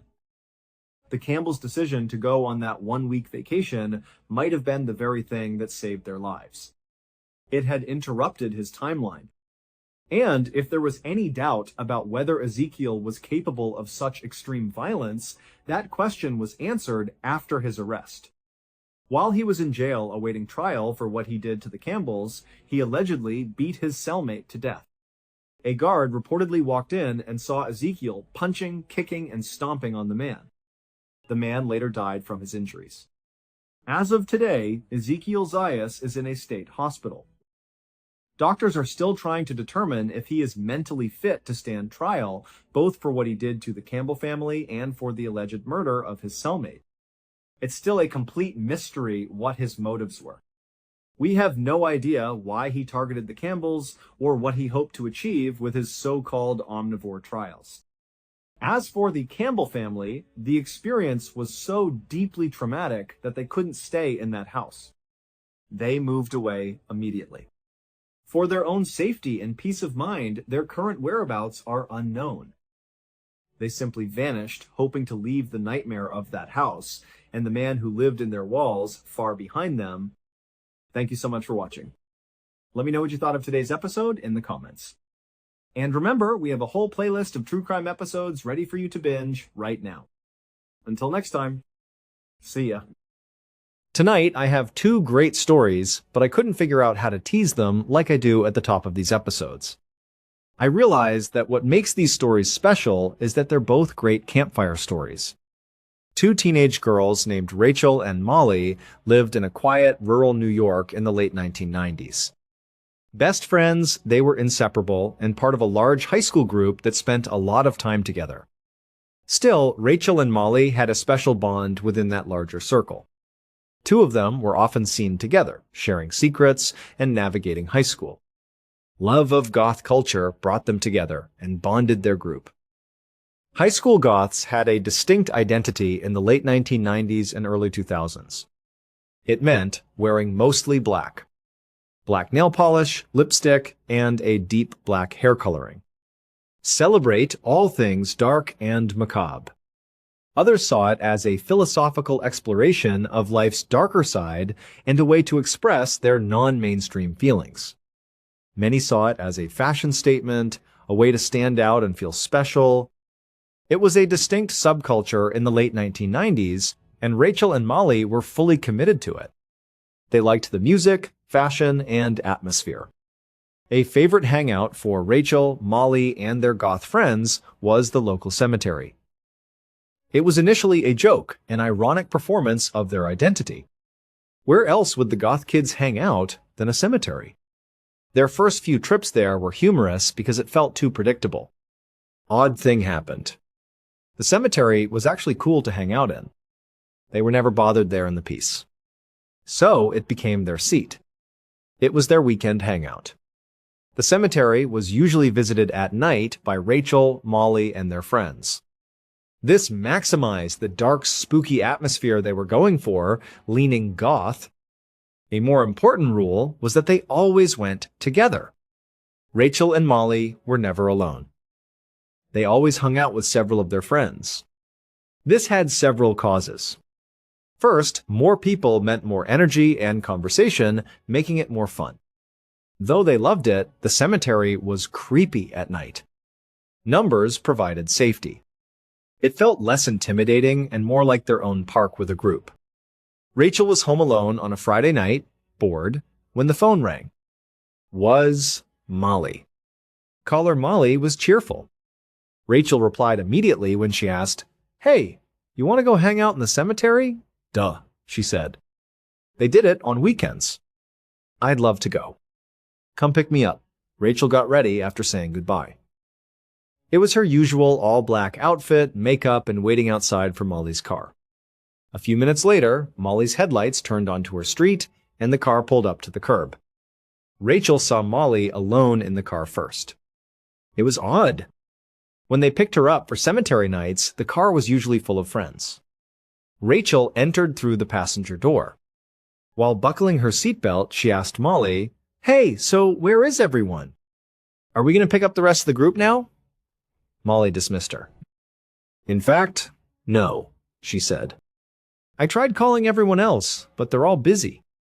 Some are working, some are hungover from last night. It's just going to be us two at the cemetery. Is that okay?" Rachel had an uneasy feeling. Really, this was wrong. They did not do this. The cemetery hangout was about group dynamics and shared experience. Just one person made me feel more vulnerable. There was no problem with her closeness to Molly. Being in that big, dark cemetery without their friends made them uncomfortable. She looked over at Molly, who seemed to have accepted it. Rachel didn't want to be negative or crude. It seemed impossible to say no now. So she smiled and said, "Oh yeah, that's fine. It'll be great, just the two of us. Let's go." Despite her hesitation, she sat down and they drove the half-mile to the cemetery. The cemetery was massive. A massive, ancient burial ground stretched for miles. A massive, medieval-looking gate with a wrought iron archway spanned the entrance, greeted you as you approached. The archway made the gates look Gothic and imposing, even though they were always open. After passing that arch, a single road ran straight down the cemetery from front to back, probably over a mile. That road divided the grounds into two huge parts, the right and left. Molly, Rachel, and their friends frequented the back left corner. Terrain was their reason for choosing that area. Left of the cemetery were rolling hills where plots were laid out. That back left corner had a natural depression, a shallow bowl with few tombstones. At the bottom of this depression was a large boulder and tree. This place fit them. Standing at the main gate and scanning the vast cemetery, anyone sitting in that depressed area would be hidden. Teenagers wanted to be hidden, so they were. It was their secret hideout. So Rachel and Molly drove through the grand gate and down that long straight road to the cemetery's back. The sun had set and it was growing dark. Although it wasn't pitch black, the light was fading fast. Nobody was around, as usual. This time of night, the cemetery was usually empty. Local university students occasionally hopped the fence on the opposite side of the cemetery from them. They sometimes lit a bonfire against the fence on that side. Sometimes they sneaked over and did it, even though it was illegal. But that was unusual. Most of the cemetery was empty except for college students. They parked at the end of the road and exited. They descended the gentle grassy slope from the road into their usual gathering spot, the depression. At the bottom, they leaned back against the tree trunk on the big rock by their usual spots. They smoked cigarettes and talked as usual. Rural New York goth teens in the 1990s did this. They chatted about boyfriends, school drama, and stories. Light faded from the sky, making it completely dark. Girls still enjoyed themselves. Rachel was thinking this was kind of nice. Not as scary as she expected. It was calm and comfortable, and she was spending time with her best friend. They noticed a new smell after a while. Smoke smelled distinct. The bonfire spot across the cemetery was now remembered by both. Even though it was far away, college students could have started a fire. First, they glanced over that way and saw nothing, but they'd been hanging out for a while. While they were down there, those kids could have hopped the fence and started a fire. They weren't bothered by the fire. On the other side of the huge cemetery, it didn't affect their work. Rachel and Molly knew from past experience that the police always arrived at bonfires there. Predestined. They were kicked out after the police made the kids put out their fire. To ensure no one was around after hours, they always swept the cemetery. Even if they weren't starting fires, Molly and Rachel would be expelled. Rachel and Molly looked at each other as they smelled the smoke and agreed. Leave now before the police arrive and force them to. Additionally, they had been there for a while and were ready to leave. Their timeline accelerated slightly. It was fine. They extinguished their cigarettes, gathered their belongings, and walked back up the hill to the car. As they climbed the hill, they expected to see their car parked on the road. They hoped to see the tiny flicker of the bonfire they were smelling across the cemetery. They didn't see a fire on the cemetery's other side when they reached the hilltop. Instead, to their right, maybe 100 meters away, was another depression and rolling hill that dipped out of sight. They saw flickering flames from that direction. The fire started in the depression next to their cemetery, not across it. This was odd. This side of the cemetery was empty when they arrived. The place was empty. Someone had arrived while they were there and started a fire nearby. Never before had they seen this. It was strange. Nobody started fires here. What happened? Both girls wondered.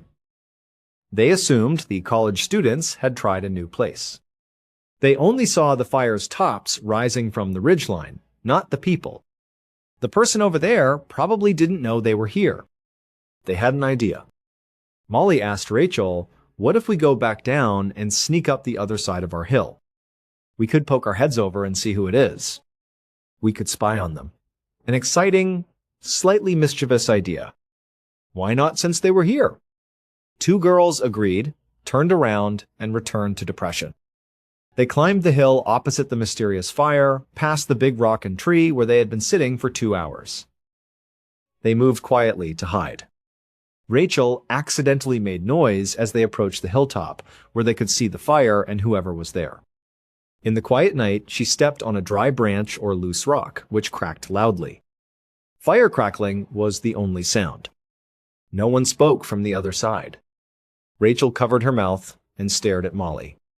Molly asked, "What are you doing?" "We're trying to be quiet." Twin girls froze. They stood still, listening to see if the firemen heard them. It was silent. A spooky silence. The mood changed then. Something was off. Even though they hadn't reached the top of the hill or seen who was at the fire, their playful curiosity had turned into a cold dread. Both looked at each other and knew they were thinking the same thing. They agreed, maybe we should just turn around and leave. Yeah, let's get out of here. This doesn't feel right. As quietly as possible, the two girls turned around and returned to their depression. They quickly passed the rock and tree and returned up the hill to their car. Rachel glanced back over her shoulder at the hill they had just come from while walking. And what she saw chilled her. Man stood on ridgeline. The fire behind him silhouetted him, making him ominous against the orange glow. Standing still, he stared at them. Though silent, he watched them. It was him at the fire. The Rachel noise must have reached him. Molly turned and saw the man as Rachel frantically whispered, "Molly, look, look." She felt pure fear. "Let's get out of here," she panicked. "We don't know who that guy is." "We have to go now." They stopped, ran up the hill. Seconds later, Rachel glanced back. The hillman was gone. She thought he was gone, terrified. Then she saw movement in the darkness below. He ran down the hill toward them. Girl screamed. The grassy slope to the road was scrambled at full speed. The man was closing in, and Rachel kept looking back. He moved quickly. They ran to Molly's car after climbing the hill, their lungs burning. They fiddled with the doors, jumped inside, and slammed them shut, locking them. Molly started the engine, jumped out, and screeched tires on the asphalt. Rachel watched out the back window as they drove down the cemetery road. She saw him. Reaching the road, he was almost there. He paused as their car vanished into the night. After turning, he slowly descended the hill out of sight. Molly and Rachel were traumatized. Their hearts raced and they panted. That was no college student. That was a grown man, possibly in his 40s, unfamiliar to them. Everything felt creepy and dangerous. It baffled them. They kept asking, what would have happened if he caught us? What was he trying to do? What just happened? By the time Molly dropped Rachel off at her house, the terror had subsided and been replaced by cautious energy. They nearly laughed it off as a crazy night. Man, that was insane, huh? They told a wild story about a close call. They promised not to return alone at night. Rachel entered home. Never told her mom what happened. She put her things down, went to her room, and calmed down. Without telling anyone about their terrifying encounter, Molly did the same at home. They both went to bed to forget. The next morning, Rachel went downstairs to the kitchen. Mom was making coffee and going through her morning routine. She asked, "Hey, how was your night last night?" Rachel shrugged. "Oh, it was fine. Me and Molly went out." "No big deal." Her mother looked serious. Ripped her head. "Oh, did you hear what happened last night?" Her mother asked gravely. "No, what do you mean?" "What happened?" "Well, a woman in our town got kidnapped. She was taken from the parking garage where I park for work. She worked in the same building as me." Rachel's wide eyes. The mother of Rachel breathed deeply. "No. I mean, yes, they found her. But unfortunately, it was too late. When they found her, she was dead. And whoever kidnapped and killed her, they brought her body to the local cemetery last night. And they burned her in a huge bonfire." Her mom let the words sink in.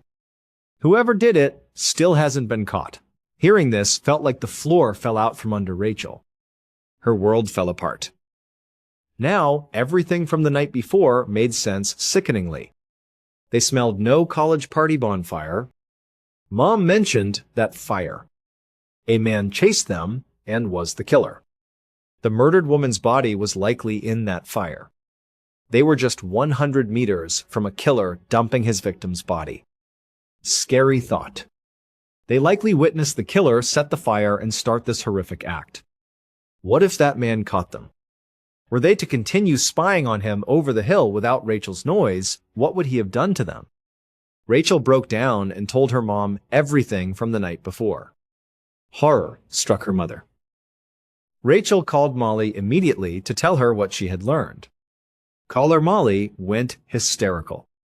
They realized how close they were to disaster. They presented their case to the police.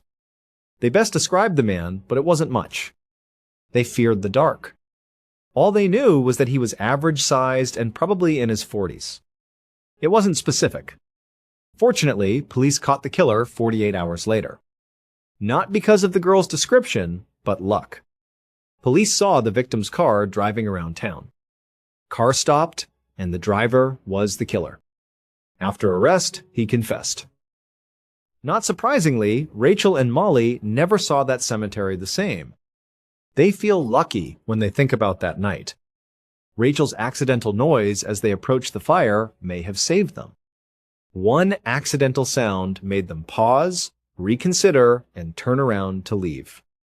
That saved them because if they had crested that hill and met the killer, they may have both died in that bonfire. I served in the military before starting this channel and telling strange, dark, and mysterious stories online. 7 years as Navy SEAL. I thought that was my life's purpose and career. Getting hurt made it not the right fit for me in the long run. The rest is history after I left the service. My military experience includes many funny stories about our brutal training and some scary stories about my overseas service. Experiencing my first deployment to Afghanistan has always stood out to me as a special memory. That it's not a war story helps it stand out. The Navy SEAL training took almost 3 years of my life. An arduous process. I finally arrived. SEAL Team 2 in Virginia was my East Coast assignment. We immediately started training for our first deployment and learned we were going to Afghanistan. This was in 2013, when going to Afghanistan meant fighting. There were active combat operations nationwide. Navy SEALs and other direct combat units want war. You've spent years training for it, not because you're a warmonger or love violence. You want to prove yourself and do your best after all your hard work. Thus, I was preparing for battle. It was deployment day. In a typical SEALs flight, the team isn't sent out together. It's unsafe. That plane crash could kill a platoon. You're sent out in small batches, sometimes on civilian flights for the first leg. I flew to South America with 2 other SEALs dressed as civilians. From there, we took a military transit flight into Afghanistan. I was focused throughout. The end. I've prepared for this. Here goes. The last leg of the trip, the flight into Afghanistan, was on that military plane. The military pilots made 2 changes when we entered active war zone Afghan airspace. A dark red replaced the aircraft's white overhead lights. They then told us to avoid windows over the intercom. We were approaching the most dangerous part of the flight, landing. You didn't want to sit next to a window if the plane was shot at from the ground. It wouldn't matter where you were sitting if the plane was hit by a rocket-propelled grenade, but it was a stark reminder that we were about to enter a war zone. Also intense was landing these large transport planes in combat zones. They needed to minimize ground-level small arms fire at them. Lower people are more vulnerable. They would land combatively. They would dive straight down toward the runway and pull up at the last second to land abruptly. It was rough. We were on this crazy landing, red lights glowing, everyone tucked away from the windows, and my mind kept repeating, "Okay, we're ready for Afghanistan." Fob Shank is a well-fortified base where we landed safely. The massive ramp at the back of the plane lowered after taxiing. Since my gear had been shipped on pallets weeks earlier, I grabbed my pack. I had only my backpack. I and a teammate walked down the ramp onto the tarmac. We existed. First sighting of Afghanistan. I didn't see the country the first time because the plane windows were tiny portholes and we were told to avoid them. Honestly, standing there and looking around was breathtaking. Afghanistan's beauty is astounding. These massive snow-covered mountains and beautiful wide-open fields surrounded us 360 degrees. The land appeared unspoiled. The jagged scar on the earth was the NATO base, where war was launched. Contrast was striking. I didn't understand. This place was too beautiful to fight. That feeling did not last. We were quickly led to a holding area, grabbed our gear, and loaded into MRAPs or heavily armored military vehicles. These are IED-resistant 50-ton beasts. We drove from that big base to a smaller, more remote, forward-operating base in the sticks. It was more vulnerable, and we would operate there for 6 months.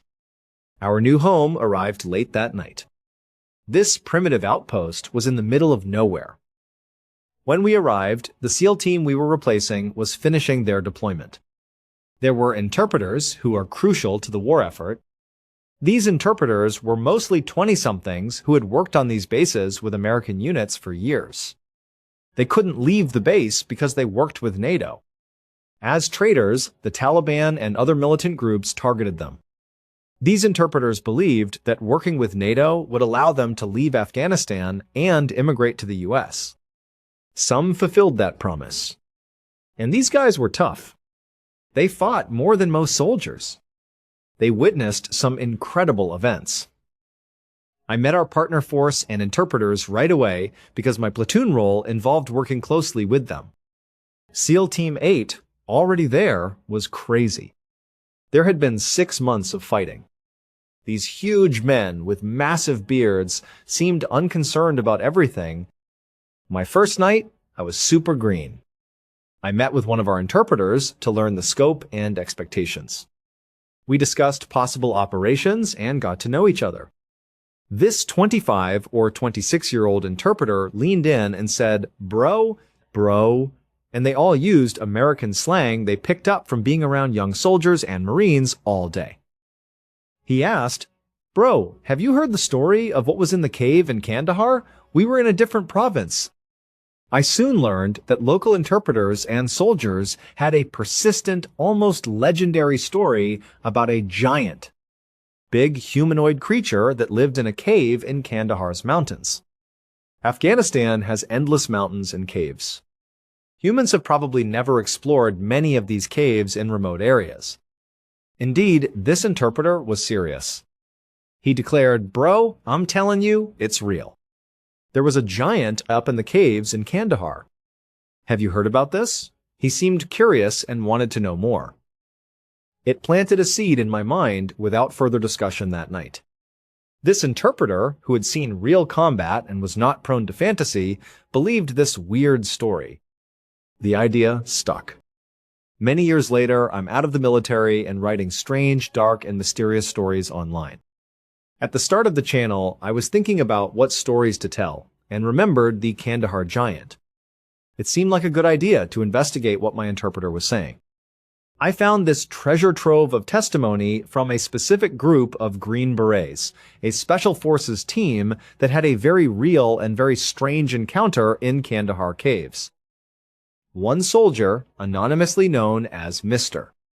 K, due to fear of repercussions for speaking out, gave shocking testimony about what they saw.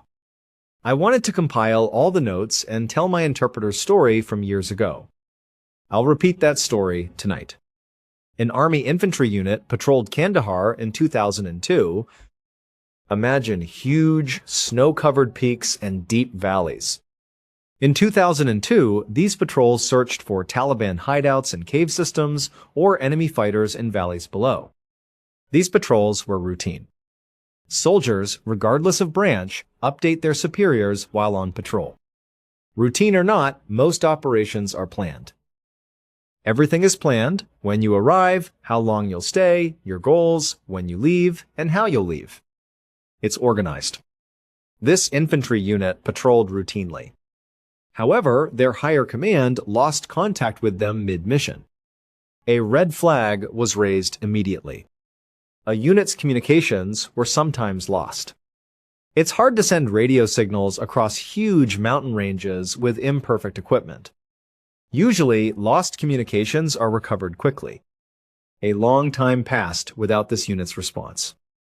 As the higher command debated whether to send a quick reaction force or air assets to find them, something even more alarming was noted. The unit went silent without calling a TIC first. A TIC troops in contact indicates a gunfight. This step is crucial. If you're shot, your command doesn't know. Call it in. A support system activates when you do.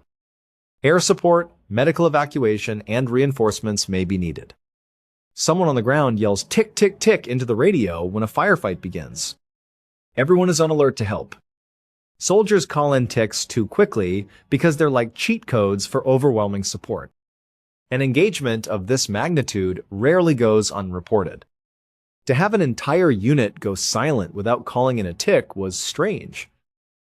It meant it was either a massive, unprecedented radio failure or something else that didn't fit combat patterns. After a while, the Army decided to send an elite unit to find the unit. The mission was given to the Army's top special forces, the Green Berets. Mr. K was in that Green Beret detachment. Mr. K's small team of Green Berets took helicopters to the remote Kandahar area where the infantry unit was last seen. The landing was as rural as it gets. Only the occasional mud hut existed. That mountain range was vast and empty. It can feel like another planet. There was nothing to see. All around was a wasteland, no locals or Americans. People knew the search area was huge and the terrain was rough. Hiking through the mountains to find the missing soldiers would be difficult for several days. Each carried a heavy pack of ammo, water, and gear. They hiked the missing unit's rough route. Hiking through the mountains yielded nothing. For several days, they hiked all day. They had a few distant enemy encounters, but nothing major.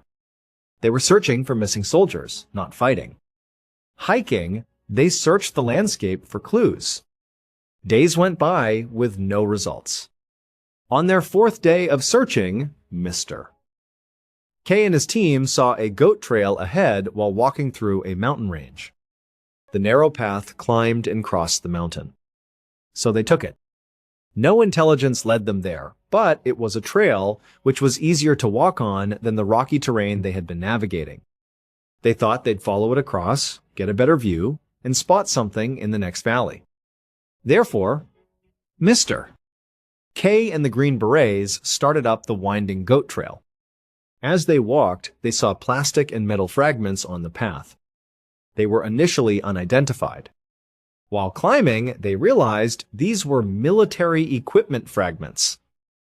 Radios and other equipment from an American infantry unit were included.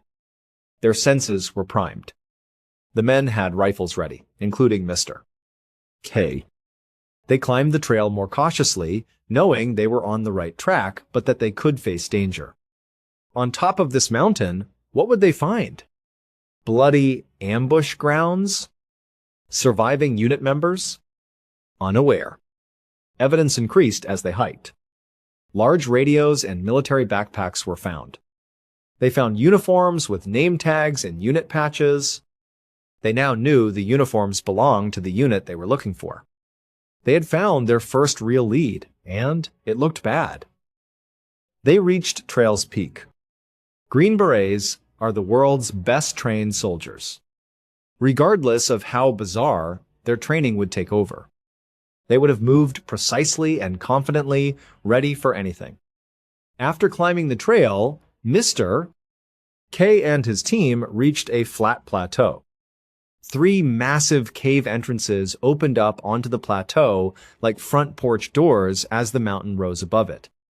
More military equipment was scattered on this plateau, but this time it was different. Some bones were human. Human bones were scattered. No one was here. If the missing unit were here, something terrible had happened to them. Green Berets set up defensive positions around the plateau immediately. It was imperative to clear those caves. Inside were survivors? The perpetrators were inside? To investigate, Mr. K and his shooting partner had to approach a cave entrance. The team supplied cover and watched all angles as they crossed the plateau silently. Mr. K entered with his partner. A huge opening could be walked into, but it was dark inside. It took a few steps into the cave for his eyes to adjust to the darkness. Trying to spot anything, he noticed a sheer drop inside the entrance. Cave floors fell into deep pits. Though he stopped in time, he couldn't see the bottom in the darkness. As he stood up, he saw movement in the cave's back, across the deep crevasse. On instinct, Mr.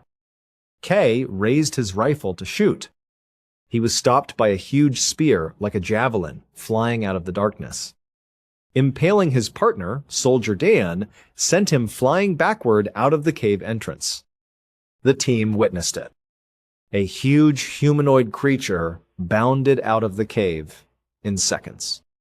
It was 12 feet tall, with fiery red hair and beard. It wore animal skins and had 6 fingers and toes on each hand and foot. It jumped the crevasse and stormed the plateau. The Green Berets fired upon it as it ran out, likely to attack the team. In seconds, a hail of bullets killed the massive creature. What happened was beyond anyone's comprehension, but their training kicked in again. Then they rushed to Dan to treat him after the threat was gone and the caves were empty. Too late. He left. The team faced an impossible situation. They had killed a 12-foot giant, lost a man, and hadn't found the missing unit. Team leader called higher command on radio. He responded with, "You have to come get us. I can't even tell you what just happened, but we have a man down, and we have this combatant. You need to get out here, and you need to take this thing too." 2 helicopters soon followed. One was returning the Green Berets and Dan's body to base. Another helicopter's cargo net was huge.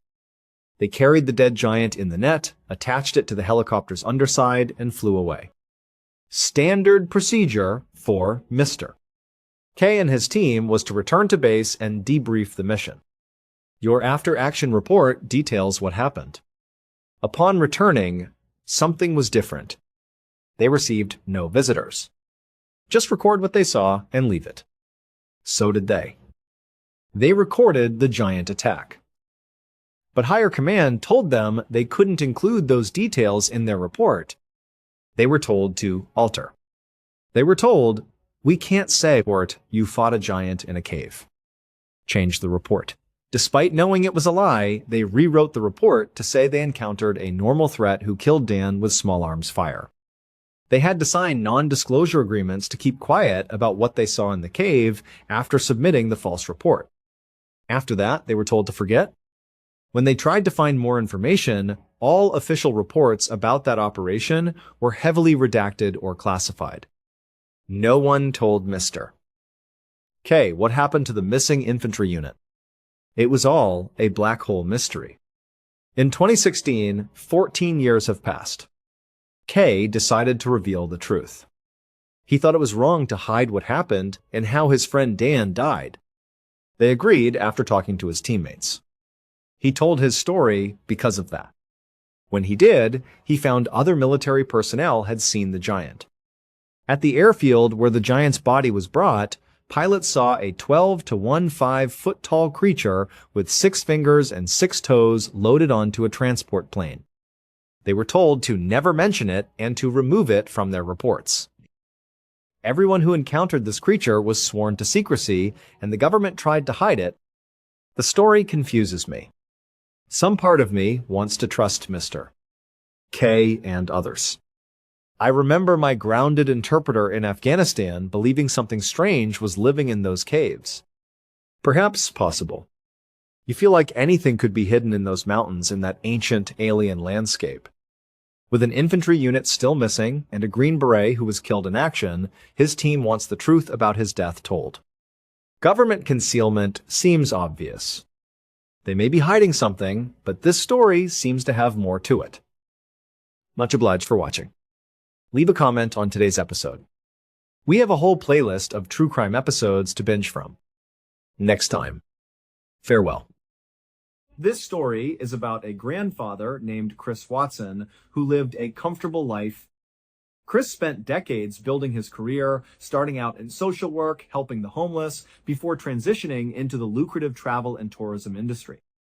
He divided his time between his quiet hometown and Saigon, Vietnam, where he had established a successful network of travel companies. Chris was a man of routines, but he also had a taste for the finer things. He drove a beautiful high-end Ford Raptor truck, and he was almost always carrying his signature Louis Vuitton bag. To his family, Chris was a doting grandfather who wanted to ensure his children and grandchildren were set up for the future. Through smart investments, Chris had managed to amass a fortune of around $3 million. He felt like he could finally sit back and enjoy his retirement. But unfortunately, his success also drew the attention of someone with a dark, greedy plan. It all began on what was supposed to be a peaceful vacation. Chris had been working hard and felt like he needed a break. Before leaving, he made sure to get a routine checkup at his dentist's office, and he had even taken care of his health by getting vaccinated with Gardasil, as he wanted to ensure he was in peak physical shape. He was an active, older man who loved outdoor activities, especially cycling with local clubs. As he boarded his flight and began his holiday, Chris decided to completely unplug. He turned down his screen brightness, put his phone on silent, and prepared to enjoy some quiet time away from work. But shortly after arriving at his vacation spot, his dream holiday quickly turned into a living nightmare. It started very subtly. Chris was relaxing in his rental home when he began to feel a slight discomfort in his stomach. At first, he brushed it off as a simple case of food poisoning or jet lag from his travels. He decided to drink some water and try to sleep it off. But as the hours went by, his condition grew dramatically worse. He was hit with violent waves of nausea and started vomiting uncontrollably. Along with the stomach pain, a blinding, crushing headache began to set in. But the most terrifying symptom was the sudden failure of his vision. Chris realized he could barely see. The room was spinning and everything looked incredibly dark and blurry, even when he turned the lights up. His family, realizing this was far more serious than a simple stomach bug, rushed him to the nearest hospital. When Chris arrived at the emergency room, the medical staff was completely baffled. His organs were rapidly shutting down, and his blood chemistry was severely abnormal. The doctors tried everything they could to stabilize him. Because Chris had recently visited his dentist and taken some routine medications, the doctors initially wondered if he was experiencing an extremely rare, delayed allergic reaction to an anesthetic. They ran standard toxicology screens and treated him for severe metabolic distress, but nothing they did seemed to work. Within a matter of hours, Chris Watson passed away. The sudden, agonizing death of this vibrant, healthy grandfather left his family in an absolute state of shock and grief. They could not understand how a man who had been in such great shape just days before could suddenly deteriorate and die so quickly. In the immediate aftermath, the local authorities and medical staff believed that Chris's death was the result of a tragic accident or a natural medical emergency. The initial theory was that he had suffered a stroke or accidental food poisoning. It seemed like a tragic, heartbreaking end to a wonderful life, and the police were prepared to close the case as a death by natural causes. But then, a massive financial red flag went up that changed the entire direction of the case. Only a few days after Chris passed away, a claim was filed to access his estate and his $3 million life insurance policy. The family expected that Chris's hard-earned wealth would be distributed to his children and grandchildren, but they were stunned to find that the primary beneficiary on his accounts had been changed very recently, right before his death. The person claiming the $3 million was not his children or his grandchildren. It was a woman whom the family had barely even heard of. She claimed to be a close associate of Chris, but her sudden appearance and her immediate attempt to claim his entire fortune made the family incredibly suspicious. They immediately went to the police and demanded a full investigation. The detectives assigned to the case realized that something was seriously wrong. They began by reconstructing Chris's final days, trying to figure out exactly who he had been spending time with before he fell ill. They obtained security camera footage from several locations that Chris had visited during his vacation. As they reviewed the footage, they found something incredibly suspicious. They looked at cameras from a popular high-end shopping district called Marina Square, where Chris had spent an afternoon. In the footage, Chris could be seen walking through the open-air mall carrying his luxury Louis Vuitton bag. But he was not alone. Walking just a few paces behind him was a woman wearing a very distinctive, bright purple dress. Later in the footage, the detectives saw Chris and the woman in the purple dress sitting together at an outdoor cafe. They were engaged in a friendly conversation. At one point, the woman stood up, walked over to the counter, and ordered 2 drinks. She returned to the table and handed Chris a cup of matcha tea. The cameras captured Chris taking several large sips of the drink while the woman watched him intently. It turns out this suspect had a very cunning way of gathering information. She had visited the very same dentist's office where Chris was a patient. By pretending to be a family member or simply by exploiting a moment of distraction when the receptionist stepped away from the front desk, she managed to catch a glimpse of Chris's patient file. This file contained sensitive personal information, including his full name, date of birth, home address, and financial details. This was the key she needed to begin her fraudulent scheme. She was a woman who was drowning in debt, living far beyond her means, and she desperately wanted to maintain a high society lifestyle without actually working for it. With this new lead, the detectives knew they had to halt any plans for Chris's burial and order a comprehensive forensic autopsy, specifically requesting an advanced toxicological analysis. When the lab results finally came back, they completely shattered the initial theory of an accidental death. The medical examiner discovered that Chris's body contained highly lethal levels of methanol mixed with a stabilizing compound known as methyl cellulose. Methanol is an incredibly dangerous chemical. It is a highly toxic form of alcohol that is commonly found in industrial solvents, windshield wiper fluid, and even high-end nail polishes, which are sometimes imported as German polish. It is a silent and deadly poison, because when it is ingested, the body metabolizes it into formaldehyde and then into formic acid. This acid directly attacks the optic nerves, which explains why Chris experienced such sudden and terrifying vision loss before his vital organs shut down. The presence of methyl cellulose was also a critical detail, as it is a chemical thickener. The killer had likely used it to keep the methanol suspended in the drink and to alter the texture, making it harder for Chris to notice that his matcha tea had been laced with a deadly chemical. The detectives now knew they were dealing with a premeditated murder. They went back to the rental home and searched the trash bins, eventually finding the discarded paper cup from the matcha tea that Chris had been drinking on the day he fell ill. The forensic laboratory tested the residue inside the cup, and the results confirmed their suspicions. The cup was heavily contaminated with traces of methanol and methyl cellulose. The focus of the investigation shifted entirely to the mysterious woman in the purple dress. The police identified her and obtained a search warrant for her home and all of her personal electronic devices, including her Apple computer.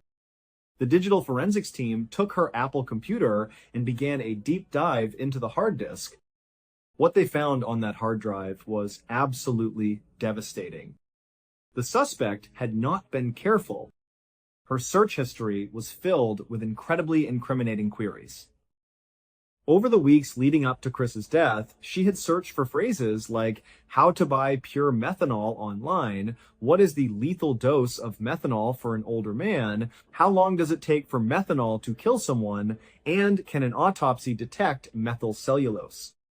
She had also spent hours researching how to make a chemical poisoning look like a natural heart attack or stroke. The digital forensics unit had to use advanced data recovery software to search the hard disk of her Apple computer. The suspect thought she was clever because she had deleted her search history and emptied her trash bin before the police arrived. But she did not realize that when you delete a file on a computer, the data remains on the hard drive until it is overwritten by new information.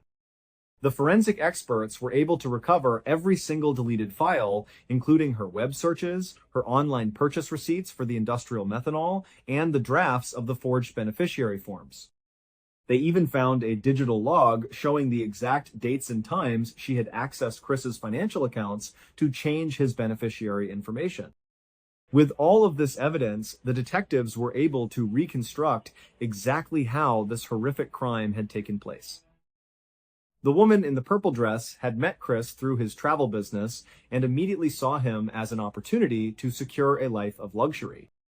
She spent months befriending him, gaining his trust, and learning his daily routines. She found out about his $3 million net worth and decided that she wanted it all for herself. She carefully planned the murder, purchasing the industrial methanol and methyl cellulose online. She knew that Chris loved matcha tea, which has a very strong earthy flavor and a naturally thick texture.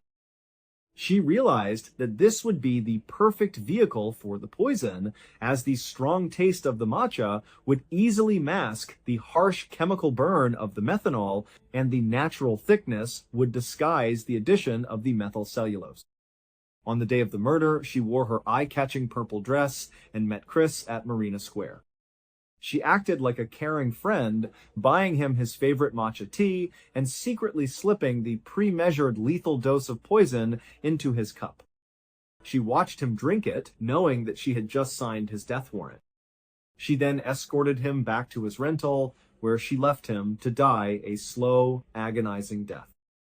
She believed that because methanol poisoning mimics the symptoms of other medical emergencies, the doctors would write it off as a natural death, especially given Chris's age. She figured the body would be quickly cremated or buried, and she would be free to claim the $3 million and live a life of luxury, perhaps buying her own high-end vehicles like a Ford Raptor or traveling the world. But her greed and overconfidence led to her downfall. She did not realize that the security cameras at Marina Square had captured her every move, and she did not expect the detectives to thoroughly analyze her Apple computer's hard disk. During the highly publicized trial, the prosecutors presented the security camera footage from Marina Square and the deleted digital evidence recovered from the hard disk of her Apple computer. The defense team tried to claim that Chris had accidentally consumed the methanol from a household product like German polish, but the exact chemical trace found in his body matched the precise recipe on the suspect's hard drive. The jury quickly found her guilty of first-degree murder, financial fraud, and forgery, and the judge sentenced her to life in prison without parole. While justice was eventually served, the emotional pain remained for Chris's grieving family. The $3 million estate was returned to his heirs, but his empty Ford Raptor truck and his signature Louis Vuitton bag sat as silent reminders of a vibrant life cut tragically short by sheer greed. They are left with the haunting lesson that sometimes the most dangerous people stand closest to us, wearing a friendly smile and offering a warm drink. Thank you so much for watching. Let me know what you thought of today's episode in the comments. And remember, we have a whole playlist of true crime episodes ready for you to binge right now. Until next time, see ya. On the morning of Saturday, the 18th of November, 1961, a 23-year-old man named Michael Rockefeller grabbed the starter cord on his boat's small outboard motor and yanked it hard. The engine sputtered once and died. He tried again. Nothing. With every failed attempt, Michael and his small crew drifted farther away from the coast of New Guinea and deeper into the waters of the Arafura Sea. And the dead engine wasn't even their biggest problem. Their boat, a 40-foot catamaran built from two massive handcrafted canoes tied together, was rapidly taking on water. It was sinking. Just minutes earlier, everything had been going according to plan. Michael and his companions had been traveling along the dense, jungle-covered coastline of New Guinea on their way to visit the Asmat tribe. But to reach them, they had to cross a dangerous stretch of water where a muddy river emptied into the sea. The collision of the river current and the ocean created violent, unpredictable waves. As their boat entered the rough water, wave after wave crashed over the sides, flooding the deck and killing the engine. Now, stranded miles from shore in a sinking boat, Michael Rockefeller was about to disappear into one of the most disturbing mysteries of the 20th century. What had brought him to this remote corner of the world was an obsession with the artwork created by the Asmat people, especially their sacred sculptures known as bispoles. He was completely obsessed with the artwork created by the Asmat people, especially their unique and sacred sculptures known as bispoles. These weren't just simple carvings. They were incredibly intricate works created by master carvers within the tribe. They would take a single massive piece of wood and painstakingly etch it away until it looked like a column of human figures, one standing on the shoulders of the next. The poles were beautiful and powerful to look at, but to the Asmat, they weren't made for display. They believed these poles contained the souls of warriors from their tribe who had been killed in combat. And until the tribe avenged the deaths of those warriors, essentially by killing their enemies in return, those souls would remain trapped within the wood. This meant the Asmat never sold them or got rid of them. These poles were a fundamental part of their culture and their spiritual world. Months before this trip, Michael had visited the Asmat tribe. He had learned all about the bispoles and what they represented. He believed he had successfully negotiated a deal to acquire one. He would trade his modern goods, things the tribe couldn't get, for one of their sacred poles. Michael had given them everything he promised, but the tribe had never sent the pole. So now he was on his way back. He was determined to claim the artifact he felt he had rightfully bartered for. But as he sat in his sinking boat, watching the shoreline of New Guinea become a distant green line, the bispole was the last thing on his mind. He just needed to figure out how to survive. There were 3 other people on the boat with him. There was a French anthropologist named René and 2 teenage guides who were actually from the Asmat region themselves. Their names were Simon and Leo. After Michael failed to get the engine running, Renee tried, then Simon, then Leo. They all yanked on the pull cord until their arms were sore, but the motor was dead. Finally, Simon and Leo, who knew these waters better than anyone, spoke up. They told Michael and Renee that their only option was to abandon the catamaran. They needed to jump into the water and swim for shore. At that moment, the coast was about half a mile away, which was a long swim but doable. The problem was they were drifting so fast that if they waited much longer, the distance would become impossible. Renee, however, was not a strong swimmer. And Michael, for his part, wasn't ready to give up on the expedition just yet. The catamaran was loaded with all the goods he had brought for bartering. He had bundles of tobacco, spools of fishing line, clothes, candy, and steel tools. He knew the tribe didn't have these things, and he saw them as his leverage, not just for the bis pole, but for other unique pieces of art they might have. Even though he knew the boat and everything on it was going to sink eventually, he just couldn't bring himself to abandon it all right then and there. So, a new plan was formed. The two teenage guides, Simon and Leo, would make the swim alone. They would go for help, while Michael and Renee stayed with the sinking vessel. A few moments later, the two young men slipped over the side and began their long, arduous swim towards the shore. As Michael watched them go, it must have dawned on him just how far he was from his own world. It had been months since he had a proper shower. He was caked in dirt and salt, his skin was sunburned, and his hands were rough and calloused from paddling. This was not the life he was born into. Because Michael wasn't from New Guinea. He was from America, and his family was one of the wealthiest, most powerful families in the history of the world. He was a Rockefeller. His grandfather was John D. Rockefeller, the oil tycoon who was, at the time, literally the richest man on the planet.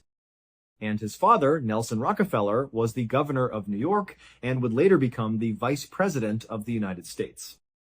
But Michael wasn't interested in a life of politics or business.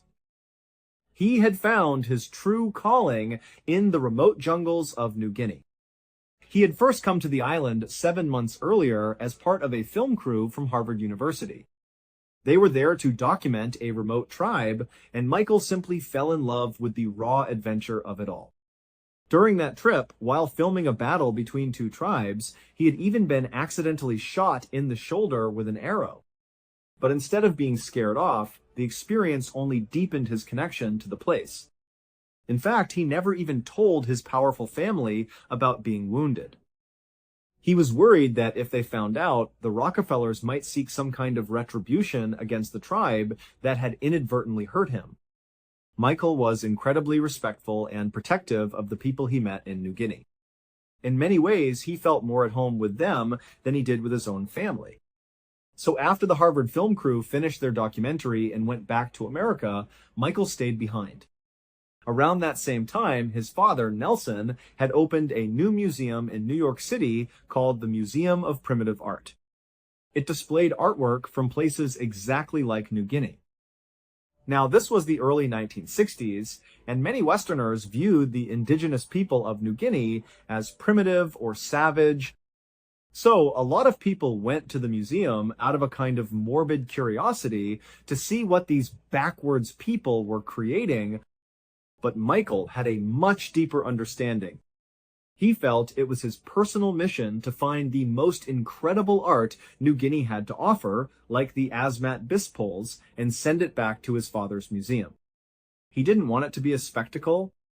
He wanted people in the West to see the beauty and complexity of this art and to respect the people who made it, just like he did. So he had teamed up with Renee, the French anthropologist, to travel all around the island searching for these masterpieces. A few hours after Simon and Leo had jumped into the sea, Michael and Renee had no way of knowing if the boys had even made it. No rescue boats had appeared on the horizon. For all they knew, they were completely on their own. And their catamaran was sinking lower and lower. At one point, they started grabbing buckets and desperately bailing water out, but it was a useless effort. The water was coming in way too fast. Then a large rogue wave slammed into them, and the entire catamaran flipped over, throwing Michael and Renee into the rough sea. Luckily, they were both able to surface and swim over to the overturned boat. There was an air pocket trapped underneath the hulls, which was keeping it afloat.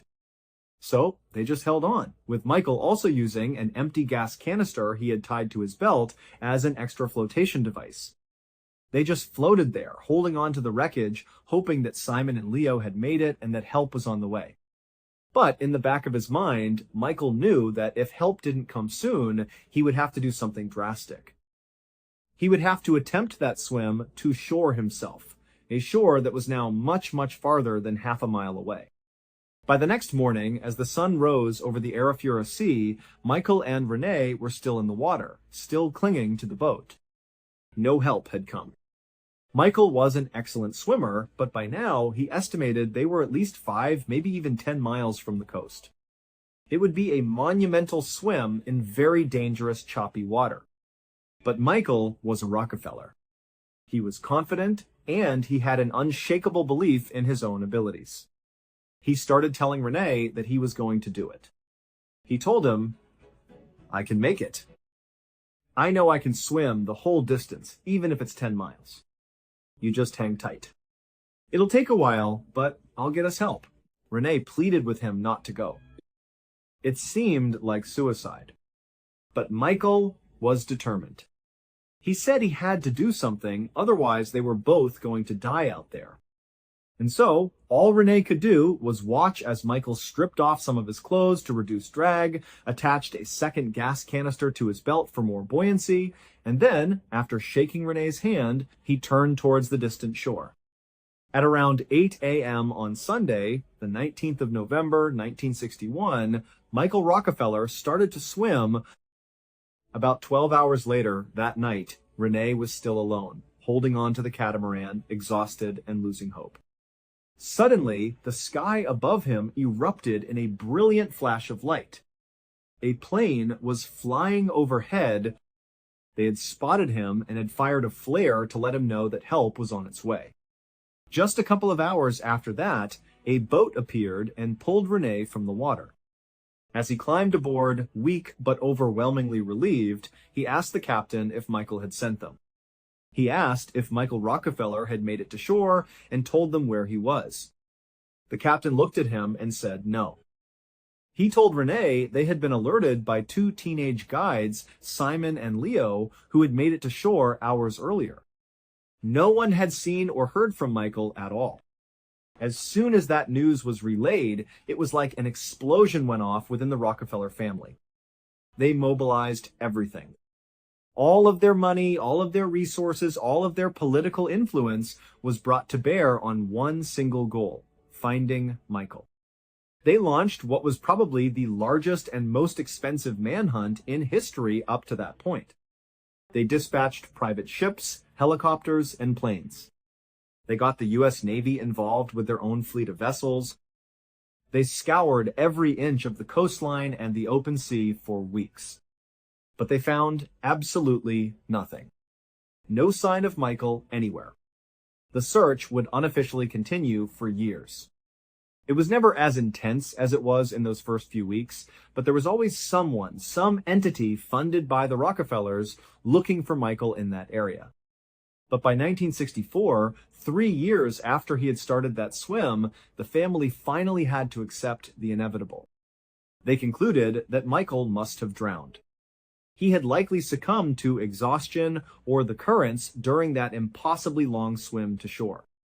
And that became the official story. In America, that's what everyone believed happened to Michael Rockefeller. His sister even wrote a best-selling book about the family's grief and the process of accepting his loss. But in New Guinea, a very different story began to spread. Rumors about Michael's true fate were whispered along jungle trade routes. They were shared between visiting missionaries and gossiped about in the pages of sensational tabloids and adventure magazines. In 1969, 5 years after Michael was officially declared dead, an adventure magazine reporter named Milt Macklin heard a wild story from a mysterious Australian source. This source claimed that he had actually seen Michael Rockefeller alive, living deep in the New Guinea jungle, not far from where his boat had gone down. Despite how unbelievable it sounded, Milt Macklin decided to follow up on the tip. He put together a film crew and flew to New Guinea.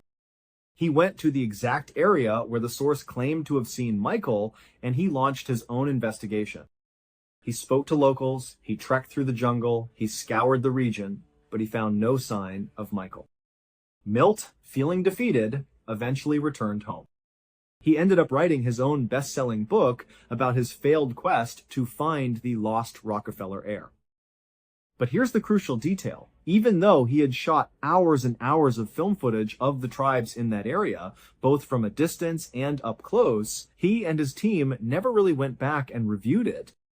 They shot it, didn't find Michael, and just put all the film cans into storage. 40 years later, another documentary film crew decided they were going to make a film about the enduring mystery of Michael Rockefeller. The rumors that he was still alive and living in the jungle had never completely died out. Before this new crew went to New Guinea themselves, they did their research and they managed to uncover all of that old, unwatched footage from Milt Macklin's 1969 expedition. They sat down and began to watch all of it hour after hour. And that's when they found something that no one could believe. Buried in all that footage was a single brief shot. It was filmed from a distance with the camera on land looking out towards the water. A long war canoe filled with Asmat warriors paddles into the frame. It's clearly a war party on their way to a battle or a raid.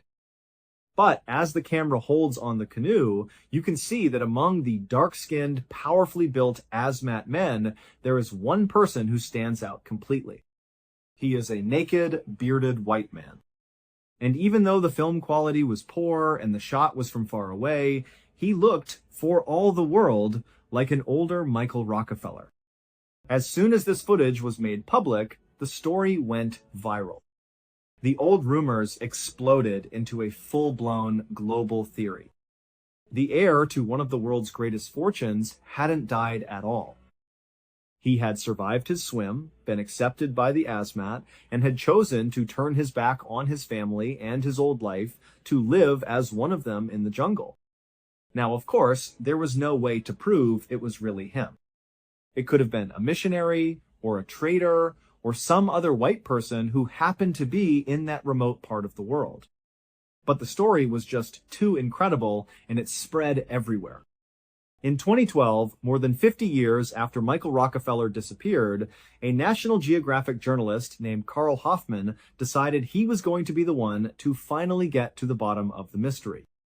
He had been fascinated by the story since he was a kid. He and an interpreter traveled to New Guinea, to the very region where Michael had been last seen. They didn't just visit. They lived with the Asmat people for months.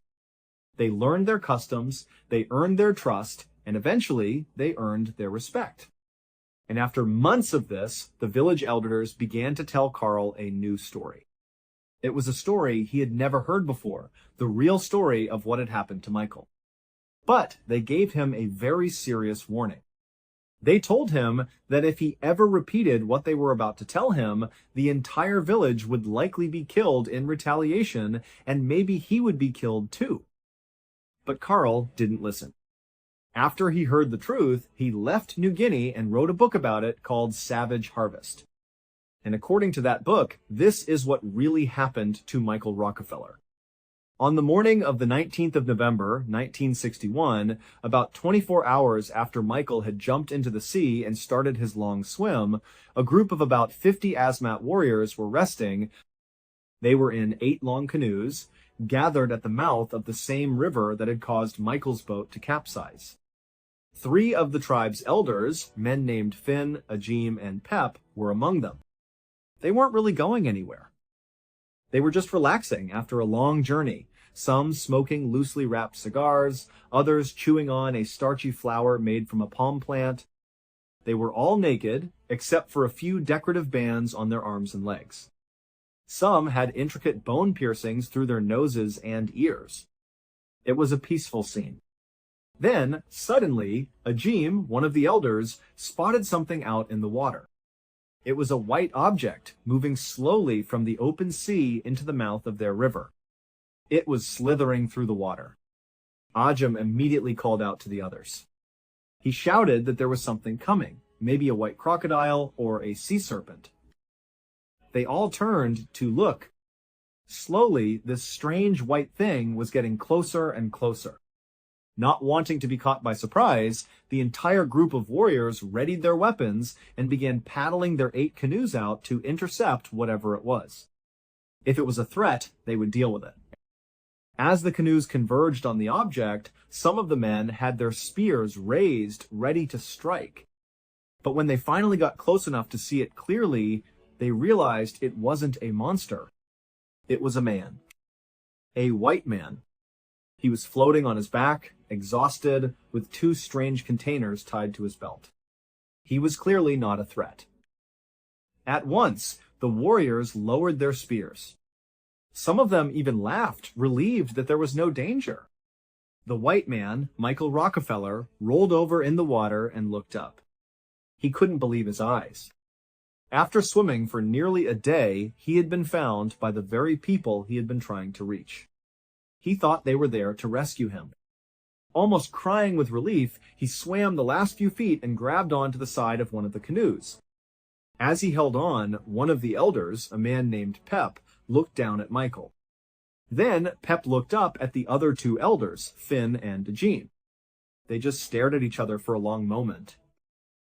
They looked back down at Michael, then back at each other, and then all 3 of them gave a slight, almost imperceptible nod. It was an agreement. Pep then reached down and helped a completely exhausted Michael into the canoe. Michael immediately collapsed in the bottom of the boat, just overcome with relief and fatigue. He just lay there as the Asmat warriors turned their canoes around and began paddling back up the river inland. As they paddled, all 50 of them in all 8 canoes began a strange rhythmic chant. It was a powerful, unified sound that echoed across the water. Michael, who had studied Asmat culture, had never heard this particular chant before. He was mesmerized by it. He tried to ask the men in his canoe what it meant, but they completely ignored him. They just kept paddling and chanting, so Michael just lay back, listening, letting them carry him to what he believed was safety. Then, all at once, the chanting stopped. The canoes turned and pulled into a small, muddy inlet that led to a clearing on the riverbank. Michael noticed they were slowing down, so he propped himself up and looked over the side of the canoe, expecting to see their village. But there was no village. It was just an empty clearing. Right away, Michael started to feel a sense of urgency. He thought, I need to get to their village so I can find someone to contact the authorities. They need to go rescue Renee. They need to find Simon and Leo. He started trying to ask the men in his canoe for help, but the language barrier was immense. Neither side could understand the other. Then one of the Asmat men just started laughing at Michael. When he did, the rest of the warriors looked over, saw what was happening, and they all began to laugh too. A chorus of laughter directed at him. Michael had no idea what was going on. And then, just as suddenly as it started, the laughing stopped. In an instant, they were all back to that strange, rhythmic chanting. The warriors began to climb out of their canoes and wade onto the shore. Michael started to sense that something was very, very wrong. Instead of getting out of the canoe with them, he instinctively lay back down, almost as if he was trying to hide. As he did this, the same tribesmen who had first laughed at him stood over him, still chanting. He smiled down at Michael. And then he raised his spear and drove it directly into Michael's side. The second the spear went in, other members of the tribe raised large ceremonial horns and began to blow them, a loud, bleeding sound. Michael screamed in pain, but he was too weak to fight back. He rolled over to his other side, trying to protect himself, and the man just smiled, lifted his bloody spear, and drove it into Michael's other side. After pulling the spear out, Michael, now in horrible pain but running on pure adrenaline, managed to pull himself up and over the side of the canoe. He fell out into the mud and tried to stand up, tried to get away, but he had nowhere to go. As he fumbled in the mud, two of the tribesmen walked up behind him, grabbed him under his arms, and began to drag him. They carried him across the clearing and into the jungle. And as they walked, the rhythmic chanting and the periodic blasting of the horns continued. They dragged Michael through the jungle until they reached another, more hidden clearing nowhere near their village. They took him to the center of it and forced him onto his knees. Michael was hunched over, clutching his bleeding sides, surrounded by a circle of chanting warriors. Then, one of the tribesmen walked up to Michael, grabbed his head by the hair, and pushed it forward, exposing the back of his neck. Another warrior stepped into the circle. The chanting grew louder. The horns blew again. This second man raised a stone axe high over his head and brought it down with full force onto the back of Michael Rockefeller's neck. It turns out the Asmat tribe knew exactly who Michael was. They remembered him from his visit months earlier when he had tried to trade for their bispoles, and they had been deeply offended. They couldn't believe that this rich, white outsider had shown up and thought he could just buy one of their most sacred objects, an object containing the souls of their ancestors, as if it were just some trinket to be put on a sleeve in a faraway museum. They held on to a deep resentment for him. That was why they never sent the pole. They were never going to give it to him. So, when Michael had, by some strange twist of fate, floated right into their river, the three village elders, Finn, Ajim, and Pep, saw it as a sign. That look they exchanged, that nod, was an agreement. They were going to ritualistically kill Michael. His death would be the vengeance they needed to release the souls of their fallen warriors trapped in the bispoles, especially the souls of those who had been killed by white men in the past. Michael was going to pay for the crimes of others.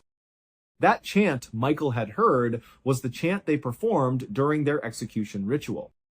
And they didn't just kill him. After the axe came down on his neck, another tribesman stepped forward with a knife. He grabbed Michael's hair, pulled his head back, and severed it from his body.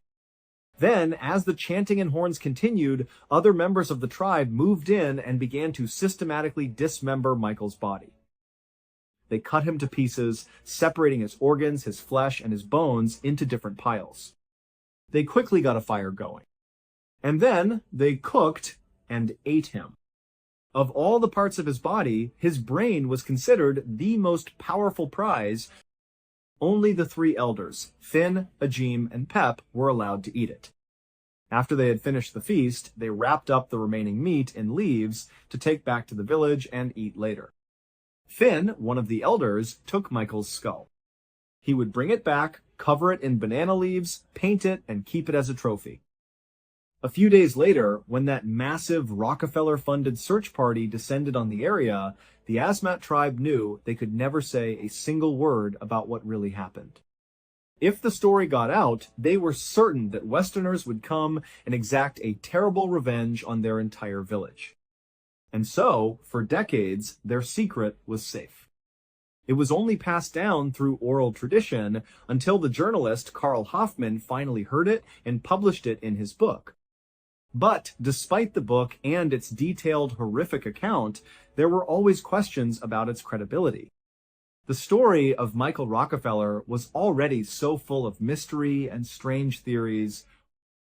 And so, to this day, the Rockefeller family and official authorities have never acknowledged this version of events. The official story remains unchanged. Michael Rockefeller drowned while swimming to shore to get help. That's it. Thank you so much for watching. To this day, no one knows for certain what happened to Michael Rockefeller out there on the coast of New Guinea. Maybe he drowned during that impossible swim to shore. Or maybe the story whispered among the Asmat people for decades was true all along. If you enjoyed today's episode, be sure to check out our other true crime and mystery stories. And if you have your own theory about what really happened to Michael Rockefeller, let me know down in the comments. Until next time.